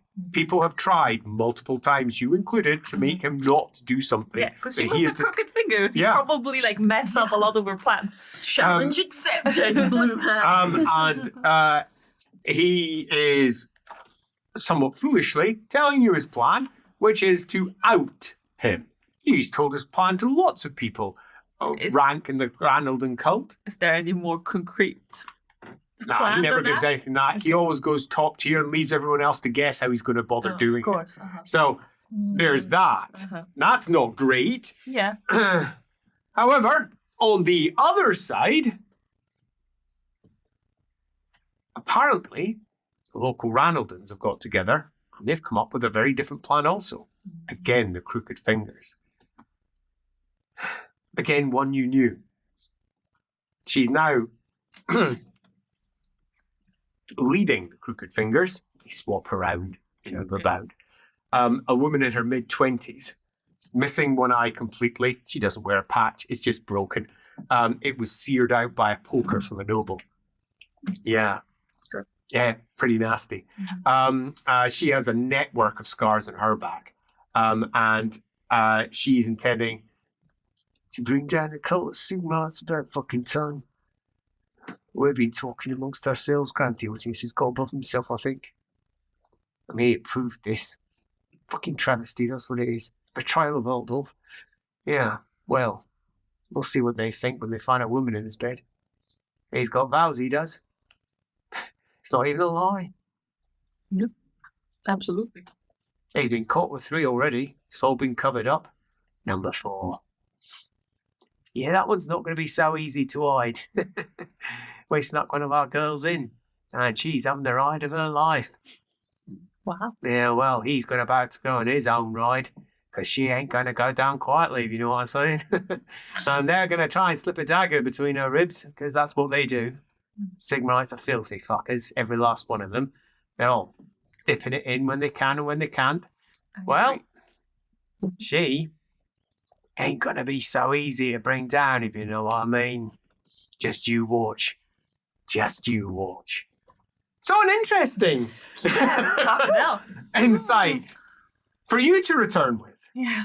Back towards the Nipponese embassy, where you can gather late at the end of that day, along with Lucas. And I presume you can spill over your various plots. And Lucas can drop his one as well, which was, when I went to the university, he says, and the students are organising riots. they're intending on marching through the city when Altdorf arrives, so they're going to have to deal with that. When Widenheim arrives. Sorry, yes, of course. It's been the day. I'm a little bit drunk. He says, so when Altdorf arrives, when Middenheim arrives in Altdorf, he says, what was I saying? The students. They're going on- There's going to be a riot. That's their plan. The League of Karl Franz intends to charge into the riot and stop it. Dropped in on the League. They're intending on breaking up the riot because, as far as they're concerned, the students have got it all wrong. And the marriage of North and South is what their betters, the nobles, have decided should be the case. So they've organised horses. The League intends to charge them down and break it up before it even comes to thing, which I inquired as to where that idea came from, and apparently it was from one of their old codgers, as they like to call them. So what does that mean? Well, I'm not a part of the League, although I pretended that I was. I have learned so much. I mean, Gerhardt and I used to have quite a talk about the League. Anyway, it came from... King. Oh, no, it was actually Absolute Troll. Absolute. Yeah. But he's in the city. Oh God. And he's he's intending on ensuring that which I find fascinating. He's intending on ensuring that Midland progresses on its current course. He seems to want the North and the South to bind together in a way that I don't quite understand. Surely in his best interest for that not to happen. But the Trolls, Maybe he thinks there'll be a better fight. I don't know. So what do we do with this information? We need to go back to Varus today. Has No. anyone got any information on Gerhardt? That's the point. We can't go back until we figure out. That's tomorrow's job. We need to do it as quick as possible. Like, Gorman's bad news. If he's I mean, missing, we could set up a firework. we definitely send a firework. Well, I'm putting it together. Gorman's missing. The Knights Panthers are in hiding. Anyone know? Are the First Regiment of Foot's flags up? They don't put their flags They up. don't put their flags up. No, but what proves the First Regiment Foot's always here. Unless they're... The Imperial Guard. Yeah, but they still send them out. I mean, they Yeah, were they at war. One can assume that the Knights Panther and Gorman are who are being hidden in the marshes. There's definitely a force being hidden in the marshes. I suppose it doesn't matter who they are, as long as we know that The they're Supreme there. Patriarch, it does matter. It does It's matter. We do. very Well, few. so I mean, My a lot of people can't stand against him. Never mind. We need to get them to back away from the city then. my assumption on what will happen is this: they will come into the city. They will face firebombs, they will face riots, they will be attacked. They will seek to withdraw, because who wouldn't? And from behind, where they thought the causeways were clear, their retreat will be cut off and they will be slaughtered. And there's probably somebody coordinating all of it. Well, of course. So, Yeah, the Emperor's brother. Do Yes. we? The only thing I would say is setting off fireworks from here kind of implies someone is here. There's an alternative, says Lucas. We tell them to come in now. Or The Emperor has told them not to. If they advance now, then it will be before their plans. They can secure place before the riots are properly in place. There'll be impromptu They won't be forced. protests. They won't be forced back out, which is the key. I think that given what you all said, there are multiple things happening in the city that will mean that it will be so tumultuous that any good general like the Graf will go, best to withdraw and let Altdorf handle the problems, at which point they're cut off. They because come he's in already now, said that, hasn't he? they'll come in now, he'll be entrenched, and they won't be able to kick him out. Perhaps take one of the islands. Yes. Says, the Middenheim Palace says it's almost on an island by itself. It's not quite there. It's defensible though. They move in quickly. They could possibly take that. Can these? Who's got Lord Warfare? Yeah. You guys. Go for it, Lord Warfare people! I don't have a lot in Lord Warfare. You've got more than Yeah, it's a success. I think I've got. Yeah, it's just one. So that seems sound. As does the counter plan. as in they're organizing for a particular point, and what the Aluminium laid out seems fine. How about yourself? Yeah, I passed, but I will pass over. We're advances, And literally. then So I will lay out that it seems a sound plan on both sides, and preempting their sound plan either by withdrawing so you're not in the middle of it, or by moving into the trap in a classic Gerhardt fashion, springing the trap. Well, Yes. given that we haven't found Gerhardt, for him, Boris needs to be inside. If he withdraws, we're leaving Gerhardt behind because we should go with Boris. And also because the forces are probably already out there. If they leave, they might get attacked anyway. And I think what Absalom Trot will do is what the Thames always do. Absalom Trot and the League will dress up as Middenlanders and charge Altdorf. That's what Yes. they do. They do that play over and over again. It's not that he wants the marriage to happen. He'll fake it so everyone in the city thinks that Boris had his knights, Panther, who will be wearing fake crowns because they have the Knights Panther. And it will be that's how I would use the Panthers. Ouch. Yes. Pretend to be Boris's Panthers. Yeah. Yes, that's very So, cool. so potentially Boris's Panthers should take off their crowns. Yes. So you can't tell the difference between them anymore. Yeah. They have armor that lets them go quiet, right? Yeah. Yeah. They should go Wearing some. quiet. Fancy. Oh, do you have the new one? No, but my armor is built in the same way. It's just on gold. I think we need to get him in as soon as possible. I think Elric's only point is logically, in terms of warfare, it sounds. The Graf hasn't travelled with many wizards, right? He's got the head of the He's guild. got about 6 wizards. I've got an idea. I've got an idea for that. Go back to Feuerbach. Tell him that Boris and the guild are willing to talk, and get him to send a contingent of the brights who are left, who presumably are not Gorman's favourite, and so Boris is reinforced with bright wizards to do exactly what Gorman wants. He's met That's someone lovely. who. That's what I wrote hates down to Gorman. you. Slaughter. Schlotter. Yeah. And Schlotter's the one you said you have to talk to? So do that. That's clever. Enforce them with bright And wizards. Reichel doesn't like Gorman either, does she? Nope. Nope. So interesting. My third thing is tell Sivas to do the same. Do what? Tell Enter the city. either enter the city or do what he's doing anyway. Yeah, that sounds great. So let's But let's see if this is a plan that is executable. This doesn't require sending up a fireworks, so there's no obvious statement that it's about to occur. It's nothing more than you leaving and going back to the camp, presenting the plan. So it's not even your choice. Yep. So it's not even you having to do it or take on the burden of it, but you laying it out as it is. Boris does have an opinion on it. Fucking right. It's his opinion on that. He does not want this marriage to fall through. He wants to force the hand to complete it. And if they've got some force which is intending on making their life difficult, he'll face it head on. And he intends not to move all of his force in. He intends to move in around about 1,000 to take up in the palace. A pretty huge parade. It's a lot, but leaving the vast majority on the outside, preparing groundworks, laying out ditches.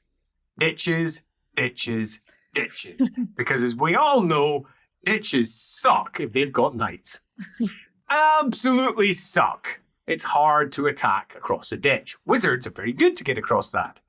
bitches love witches. Elric does indeed present an interesting option, which is going back to Feuerbach and saying they'll talk. They'll talk now, send over a contingent. Right now, preferably of at least 8 wizards. A really big Just for Because war, they have just in got case. the guildmaster there, and Boris is the one who will have the ultimate decision on this, not the guild. The guild want to, but Boris, if he wants something, he will force the issue. And this deal is very simply made. Feuerbach sitting there with a nice crystal goblet of wine. I imagine the same one he's just travelled. It is. No, come on, it must be his travelling goblet. Gosh. That's fair. Class one traveling goblet. Yeah. Arrives to speak with the guildmaster who is not too happy with this and is very much looking as if to say, I'm not too happy with this.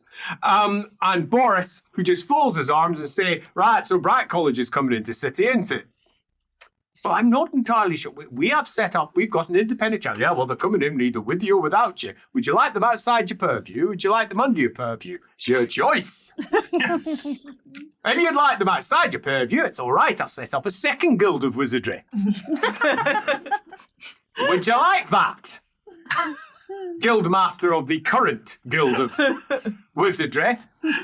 He says, the commissioner set up and everything. What do you think? A good commission of magic. We'll have multiple guilds, maybe 8 of them.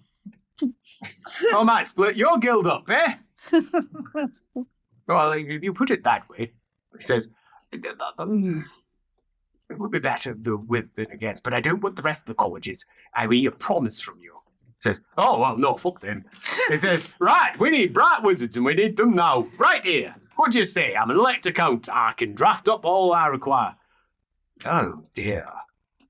Says Feuerbach. Oh, dear. Well, this is messy, isn't it? Well, of course I accept. It says, yes, we will have, how does, say, I can organise 10 magisters. I don't know. Let's make it 3 Lord Magisters who will definitely come. 10 magisters, he says, and maybe 30 apprentices. He says, after all, if they're going to be moving up to Middenheim, they should be ready to prepare new towers there. I mean, maybe that's a bit many. He says, no, perfect. He says, I'll get all the money drafted from me coffers. He says, oh, fucking hell. Oh, I love this. Says Boris as he rubs his ear. Right, I better go tell Katie. He says, Elric will nudge Feuerbach and so we can advance. He says, I think so. He says, I think so. And does this change anything? Does this change anything? Save the Empire. Or have we just got more people slaughtered? It's You interesting have to break eggs to make an omelette. because it depends upon what you call change anything. Because to change something, you've got to take something that was going to be the case and no longer is. Was this force of Midlanders, a large one, going to be attacked? There's no way to be certain. But the group that moves into the city is attacked by rotten fruit. Shields are raised. There's lots of booze. Crowds gather. Thousands gather. A demonstration, impromptu.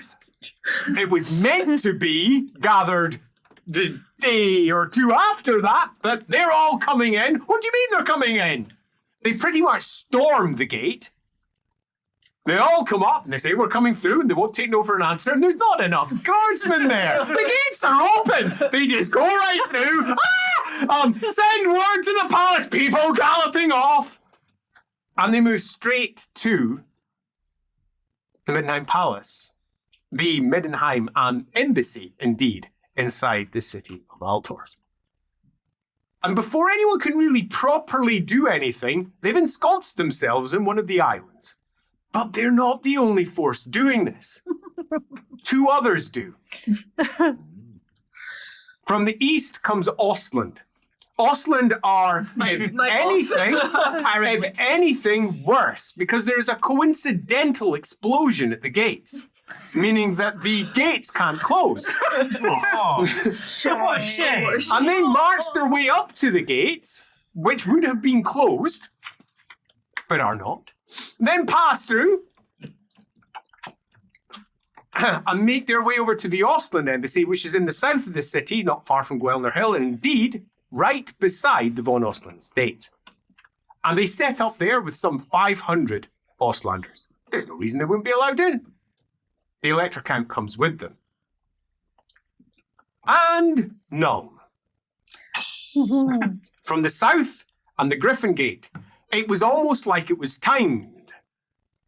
Because it happens within the same 10-minute window. As they move up and the gates are closed and the Electra Countess herself demands entry, which causes a bit of a political hoo-ha because there's no reason not to grant her entry, but she has an army beside her. Surely there should be problems. What should we do? Do we send word off? Do we not send word off? She persuades them to open the gate. It's not hard. The gate master's her nephew. That was Another perhaps nipple, a baby. bit of a security flaw. But he had requested just that day to be put on the duty, and no one had stopped it. What a Good. coincidence. Her man on the street is good. And they move into the south and down into the shadow of one of the hills and start ensconcing themselves about half a mile away from the Imperial barracks. And the flags of Nuln go up, and the flags of Ostland, and the flags of Middenheim. About an hour later, over in the North Bank, not far away from the North Temple of Ulrich, the flags of Middenland. It appears that the Elector Count of Middenland has arrived, the Bildhoffens. All for the celebration of a grand wedding, surely. Of course. There's going to be no issues here. It's all fine. It's all marvelous. And the following day is a tumult of diplomacy. Everyone from the palace is delighted. They're so happy. This is the outcome that they were looking for. Everything's going so well. Exactly. Combined Somehow- is worth the game. Somehow the Middenland contingent has gained itself almost 30 bright wizards. Middenheim. Middenheim, sorry. Yeah. 30. Oops. Middenheim has gained almost 30 bright wizards from nowhere. 3 Lord Magisters. 3 Lord Magisters, including your mistress, Right. including Slaughter, and including, of course, Feuerbach, who's employed by no one. He runs the college. But it's in the college's interest to get into the North Gorman's command, actually. I am merely doing what he wanted. Excuse me while I put by my feet and kick him up. Cyrus Gorman himself arrives the following afternoon. He's gonna be mad. That conversation is heard by the entire Middenheim contingent. On Are one you side, about to do it just because warning? no, it's fine. On one side is whatever it is that Feuerbach says. It's even quieter because it's quite some distance from where you are. And then the bellowing of Gorman going, "You've done the right thing." Clearly upset with the outcome. And quieting down eventually and then leaving to the palace. That's Did he really come from telling. the palace? He did not. He didn't come from the palace. And then he goes to the Did we palace. get any of where he did come from? You have no idea. From the Did north. Elric north, get to see yeah. him? Maybe like he looks interesting. No, blinding. Yeah, he'll yeah, just yeah. be- That's like looking at the sun to your Yeah. current vision. You have to concentrate not to hurt yourself. He is that bright. With bright. Everything is in a bit of unstable uncertainty. Whatever plans they had have been completely upended. It's obvious that demonstrations against Middenheim are the order of the day. And they are all around the other islands, over the corrosive water. This one is held, and no one's allowed across. No one gets in. Let Middenheim say so. They've basically taken a small corner of Altdorf and made it their own. It was a fine idea. Good job, everyone. Well, you say all plans. I'm sure that girl could still fuck the Grand Theogenes if she really wanted to. And but, like, your guy, the blue man, that's still a problem. yeah. You would have told. Oh, but like, what? Oh no, they think I'm a Sigmar. Like, clearly, that's like the Maybe least of our Boris needs to, like, problems. publicly chastise me, kick me out. Or do something big and No, all. Boris has an opinion on this. Take your. I don't fucking care. Yeah, why don't he care? Sigma, Ulrich, whatever. I was thinking it might give me an excuse to then infiltrate somewhere else. Oh, yeah, true. We could do that later. Yeah, no, he has no interest in that at all. He is happy for the city to say whatever it says. He literally could care less what the people of Altdorf think of him. He has effectively invaded and taken over one of their islands. And if they choose to besiege it, it's going to be very hard on them. Because ultimately, where are they going to get food from? They've only got enough provisions to last for, well, most of the baggage train they took with them, but they've also got an entire army out there to worry about. There's a lot of lives on the line here. And he is gambling that the Emperor's hand will be forced into seeing ahead the marriage. It's the next day when we get resolution to a whole host of fun, excitement that you have unwittingly put into place, or wittingly put into place, because we are no longer glorious heroes who have no idea what we're doing. We actually sometimes succeed. It's weird, isn't it? Feels wrong. A broken clock is right. I would just like to point out that there is someone missing. And our plan has It's interesting you should say that. He's going to be so upset when he feels that we sprung a trap. He's going to be so No, he's upset. going to be so proud of us. So the first one is Gerhardt. He is being held by still the order of the throne. He has not been passed over to the throne. And he is a political prisoner. If he's passed over to the throne, he would almost certainly receive the justice of the emperor. And it appears WFRP has chosen for this not to be the case. So he's being held beneath the palace, and apparently there's a great deal of bickering going on about exactly who should have him. Boris has an opinion on that also. As far as he's concerned, he should have him. And he goes public with it by having an interview with the Altdorf Spieler. Amazing.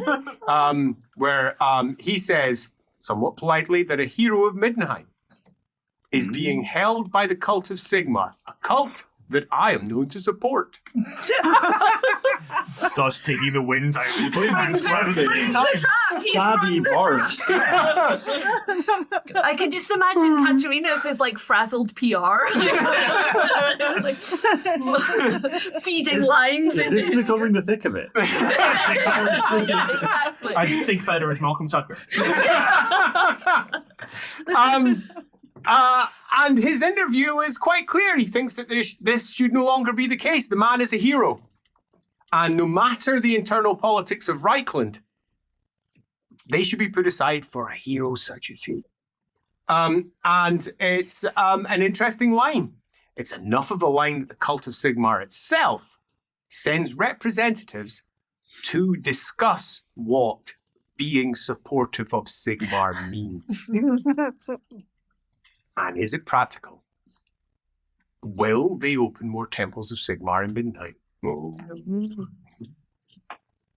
Is this going to be the thing? Boris has an entire meeting with a prophet of Sigmar in the corner. Okay, where he basically does this. Very disapproving, very disapproving, very disapproving. Then signs it all over for 4 extra temples of Sigmar in return for Gerhardt.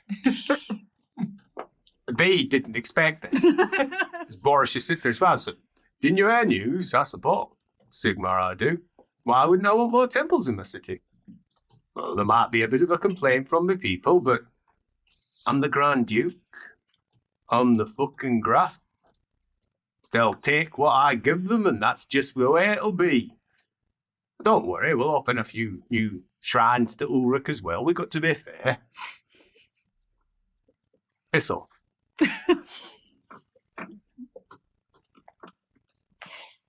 That is the easy part. Because there's the hard part. The Emperor. The Emperor who indeed does, with a large, it's not really a large parade, but it's somewhat of a large parade from the palace, come down the Imperial Mile, past the high cathedral at the bottom, over to the island that has been occupied by the Ulrican force that has somehow managed to take a part in this city. Oh, it's full of pomp and circumstance, and everyone who is in the know, which is actually surprisingly few, know that it's not the Emperor. This is not the first time you've seen this man. You once saw him riding through Altdorf when you very first came to Altdorf. Same man. No doubt. Oh, he's very polite to Boris. Afterwards, Boris is very polite about him as well. Almost punched his fucking head off. The gall of the fucking man, not even to come down himself. I swear, if he's not at patrol though, this whole fucking thing's off. And he writes a letter, which his daughter rewrites, explaining quite clearly that the Emperor has to be at the betrothal, not a double, or there is no betrothal. And all of everything that's been set up comes to an end. We withdraw. No harm, no foul. Those extra parts were mostly Katerina's additions, trying to ensure that it wasn't quite as belligerent as her father was going to put it. But it does have some interesting small addendums added to it, making it quite clear that they will not be supporting the Empire in its current form if the betrothal does not go ahead. And that is how we arrive at our last scene. It is the Northern Temple of Ulrich. You have, on horse, made your way through the city for the second time to the sounds of jeers, shouts, and occasional cheers. Shields up on either side with the Knights Panther to stop all the splatter of the city's detritus that is being thrown in your direction. Boris in the centre in his carriage, Katerina in her betrothal gown in her own golden carriage, being through the city, up to the Northern Temple.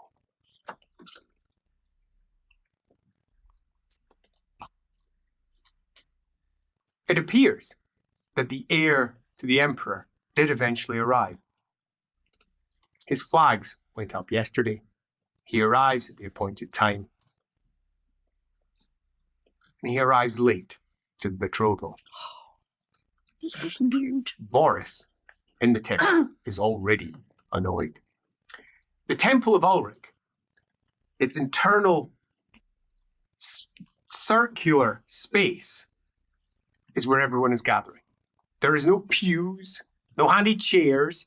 Everyone stands and everyone is equal before Ulrich. You prove your own position with the cult of Ulrich. In the centre is a great statue of Ulrich himself holding bloody Blitzbiel, his great war axe with two wolves, one to either side of him. One standing on all fours, the other one sitting. Neither snarling. He's not snarling either. It's a relatively well-wrought statue for one that's probably over 1,000 years old and has almost entirely worn away at the edges.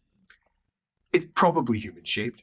I mean, it is. It's bloody Blitzbiel. We all know what it's supposed to represent, but it is mostly a rounded piece of stone these days. Some of the details are etched away at the bottom. Apparently, one of the priests loves Elka. Before the statue is a flame.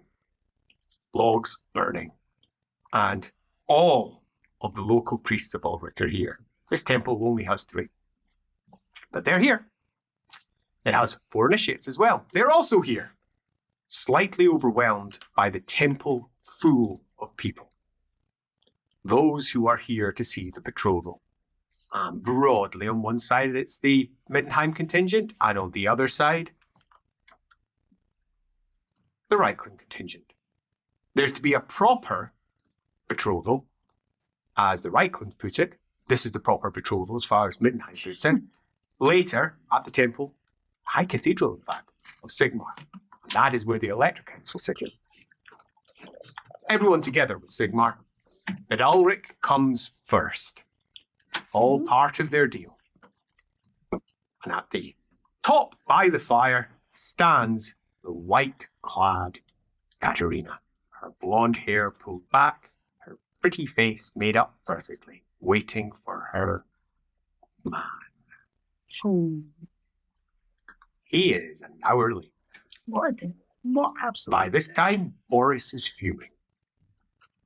The Emperor hasn't arrived yet either. There is a lot of uncomfortable-looking Reichlanders. Many palace staff constantly passing information between themselves and running off and coming back out. There's lots of movements at the main double doors in. Every once in a while, a bigger noise, which causes everyone to turn around. Is he here? He is not. The Emperor here? He is not. Boris has walked out 3 times, as if he could somehow bring them closer by looking. And he's come back in again. He's walked up and he's talked to Katerina a couple of times, not entirely quietly. How close are we to Katrina? You're about 3-4 people from the front, pardon me. So we're between her and any potential assassins. I mean, no. If they come in the door. If they come in the door, yes. Yeah, sure. Yeah, if they're already in the room, no. Yeah. But if they're coming from outside. Yeah, quite. I reckon we could make a path very quickly if we needed to. Eventually, Yeah, trumpets play. Can Leopold at the start have done an augury maybe? Yeah, Before sure. we get to the temple? Just to, like, it's not a crit. It's a pass. Good pass, but it's not a crit. Neutral. Neutral. Could go either. Did not have a fun time last time we were in the Temple of Ulrich, but you know. A lot of annoyed Ulrich-facing individuals. Our Ulrich is sitting at the front as he stomps over to the other side and says, "Where the fuck is he? If he ain't here soon..." And he says, "Well, what exactly do you expect me to do? Tell him to hurry up. He'll come when he comes. He is, after all, the Crown Prince." You will get him now.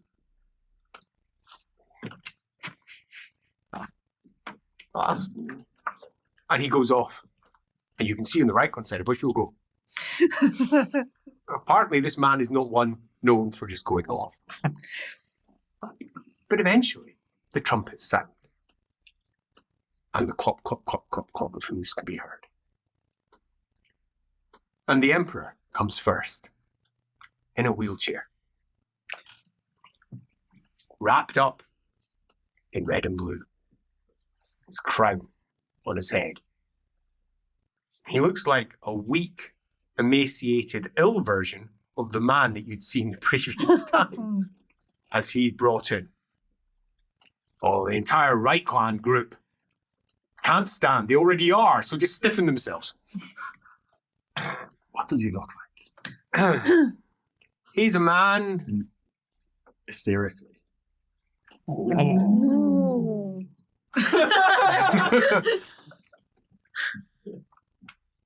Shyish is wrapped around him so tight, like a noose about his neck. And the winds move sluggishly around him, almost as if they can barely touch him. He is not a man who is on his first, second, or 15th legs. Remember with the graphs on Elric, literally got a sense of the sands of time are ticking. Yeah. How was that just how did you do that? Margarita was the one who got the actual time. Okay. Margarita. Yeah. Cool. But you critted your test. And he is taken to the front. The Reichlanders look shocked. They look shocked. He raises a hand, gives a weak smile. His hair is pulled back and tied as he's moved into place. Some actually cry. This is a shock to a lot of people. And then you can hear down the corridor, "I don't want to, Mummy." Gosh, it's locked off. It's worse than we could possibly have imagined. It could be a worse voice to hear. And you hear, "Listen, darling, we all have our duty. It comes one day. I had to take on your father one day, and you have to take on your bride. By all accounts, she's very pretty." Says, "This won't last very long." "I just don't want to. I was promised I'd be emperor." Says, "I don't need those stupid women from the north. I don't need anybody." Boris. Slap. That's what he needs. I volunteer as tribute. Really starts a civil war. Start the music shit from all together. sides. Yeah. Yeah, totally. Oh dear. And you hear, darling, you have to. You have no choice. Your emperor has spoken. I'm the emperor! You hear, I'm gonna bloody kill him, says Boris, not as quietly as he probably should. And Katerina looks over him with eyes that stare daggers. Boris goes, our Ulrich is actually laughing. Fucking hell. Looks over at the Emperor. Get your boy in line. The Emperor looks up, goes, get Schwartzel. Someone runs off. And from behind you hear, listen, Wolfgang. Listen, this is your duty. This is your duty. You knew this day was coming. Says, now get your ass in there. If you don't get your ass in there, there'll be no pudding. Oh, come on. He says, no need to be so harsh. Katerina, her face is nothing. How old is this kid? I feel he's going to be disappointingly old. Yeah. And remember. If he's in double digits. And then he goes quietly. And not even the marvellous acoustics of this place help anyone except for the elves and the prophets, who hear quite clearly. It's apple strudel. Oh. With cream. Says, yes. It's quite good. Yeah. Yeah, but to be fair. Yeah. It's not fudge cake.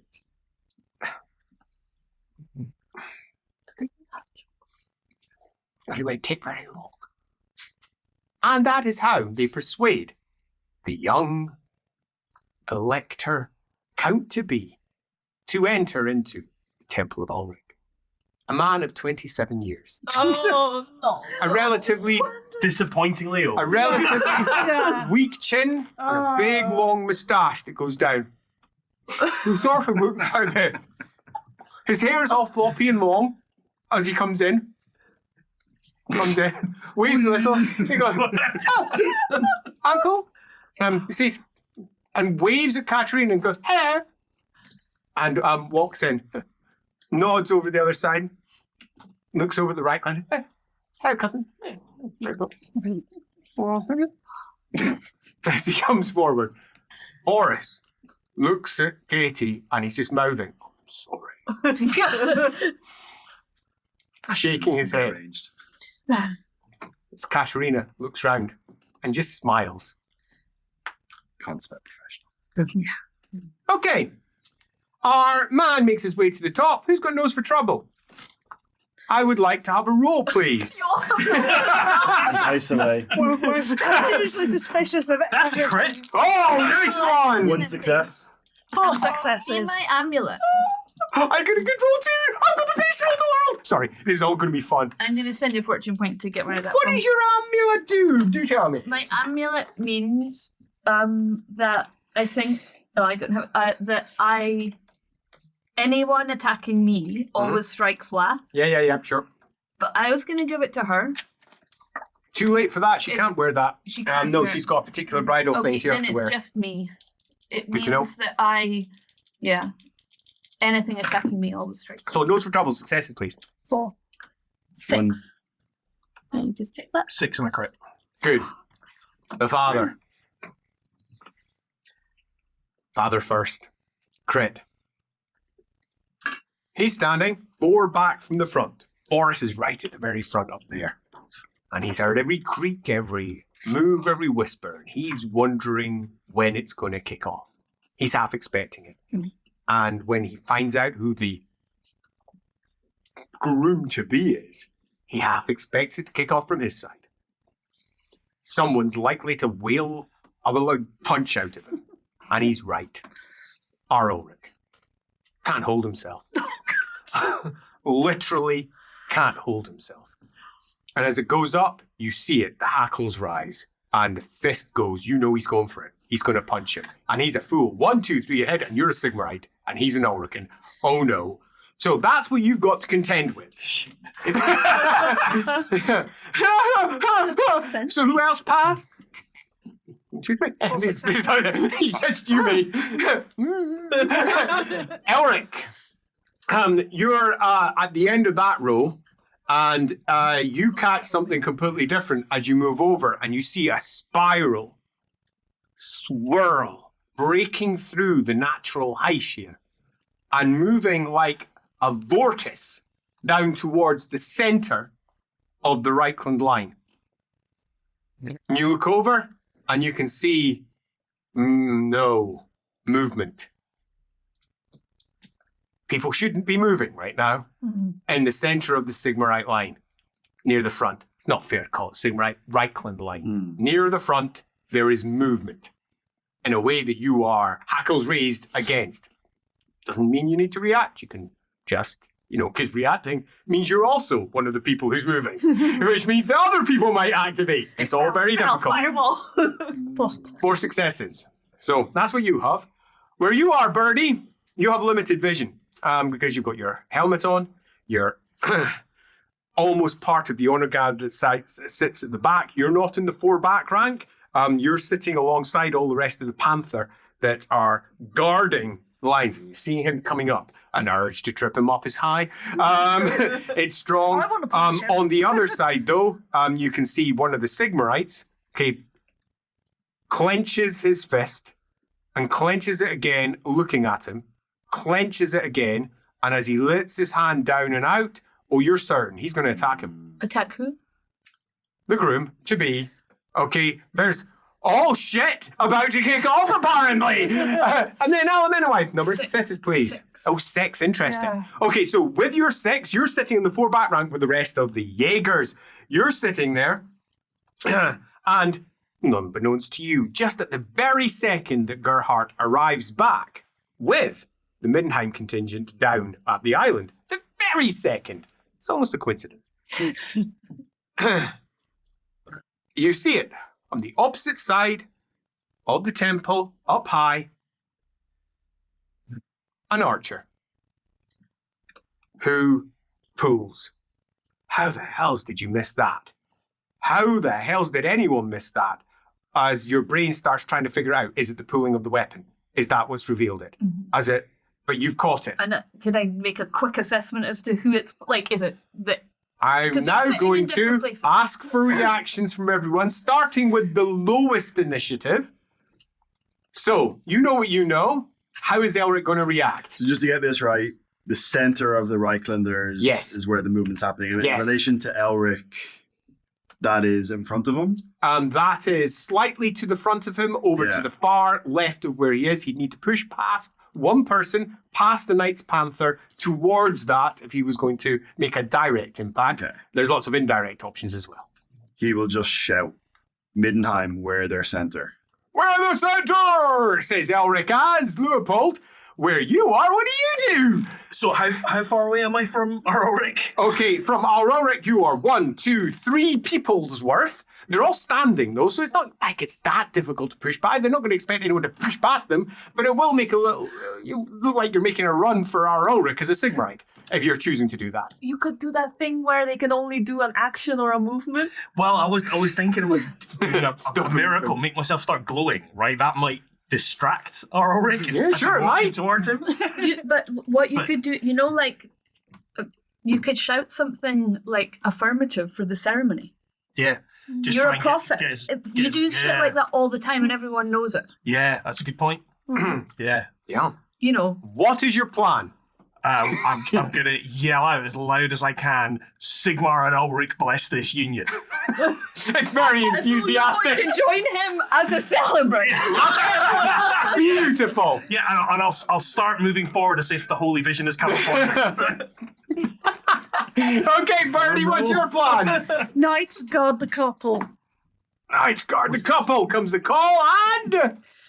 Alamena what? Do I have time to assess who that archer's aiming at? No, you got to react. What's your Then I'm reaction? gonna throw myself in front of where I think that arrow's going.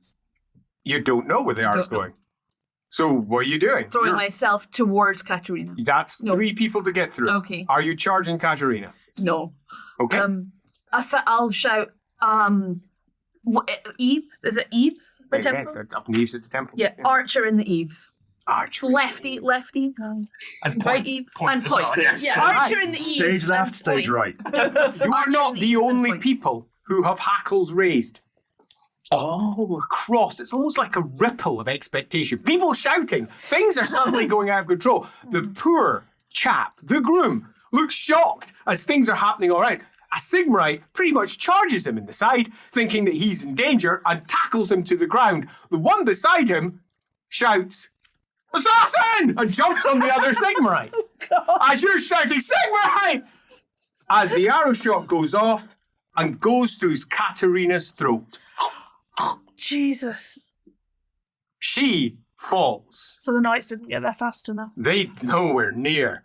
That, however, is almost secondary to what happens on the other side, as from the Sigmarite line, where the centre, damn straight, comes out barging through Absalom Trot, who punches his blade into Alroric's chest Oh, and lifts him up and throws him to the ground.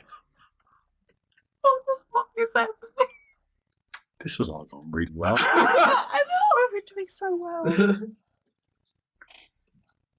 And the shit hits the fan.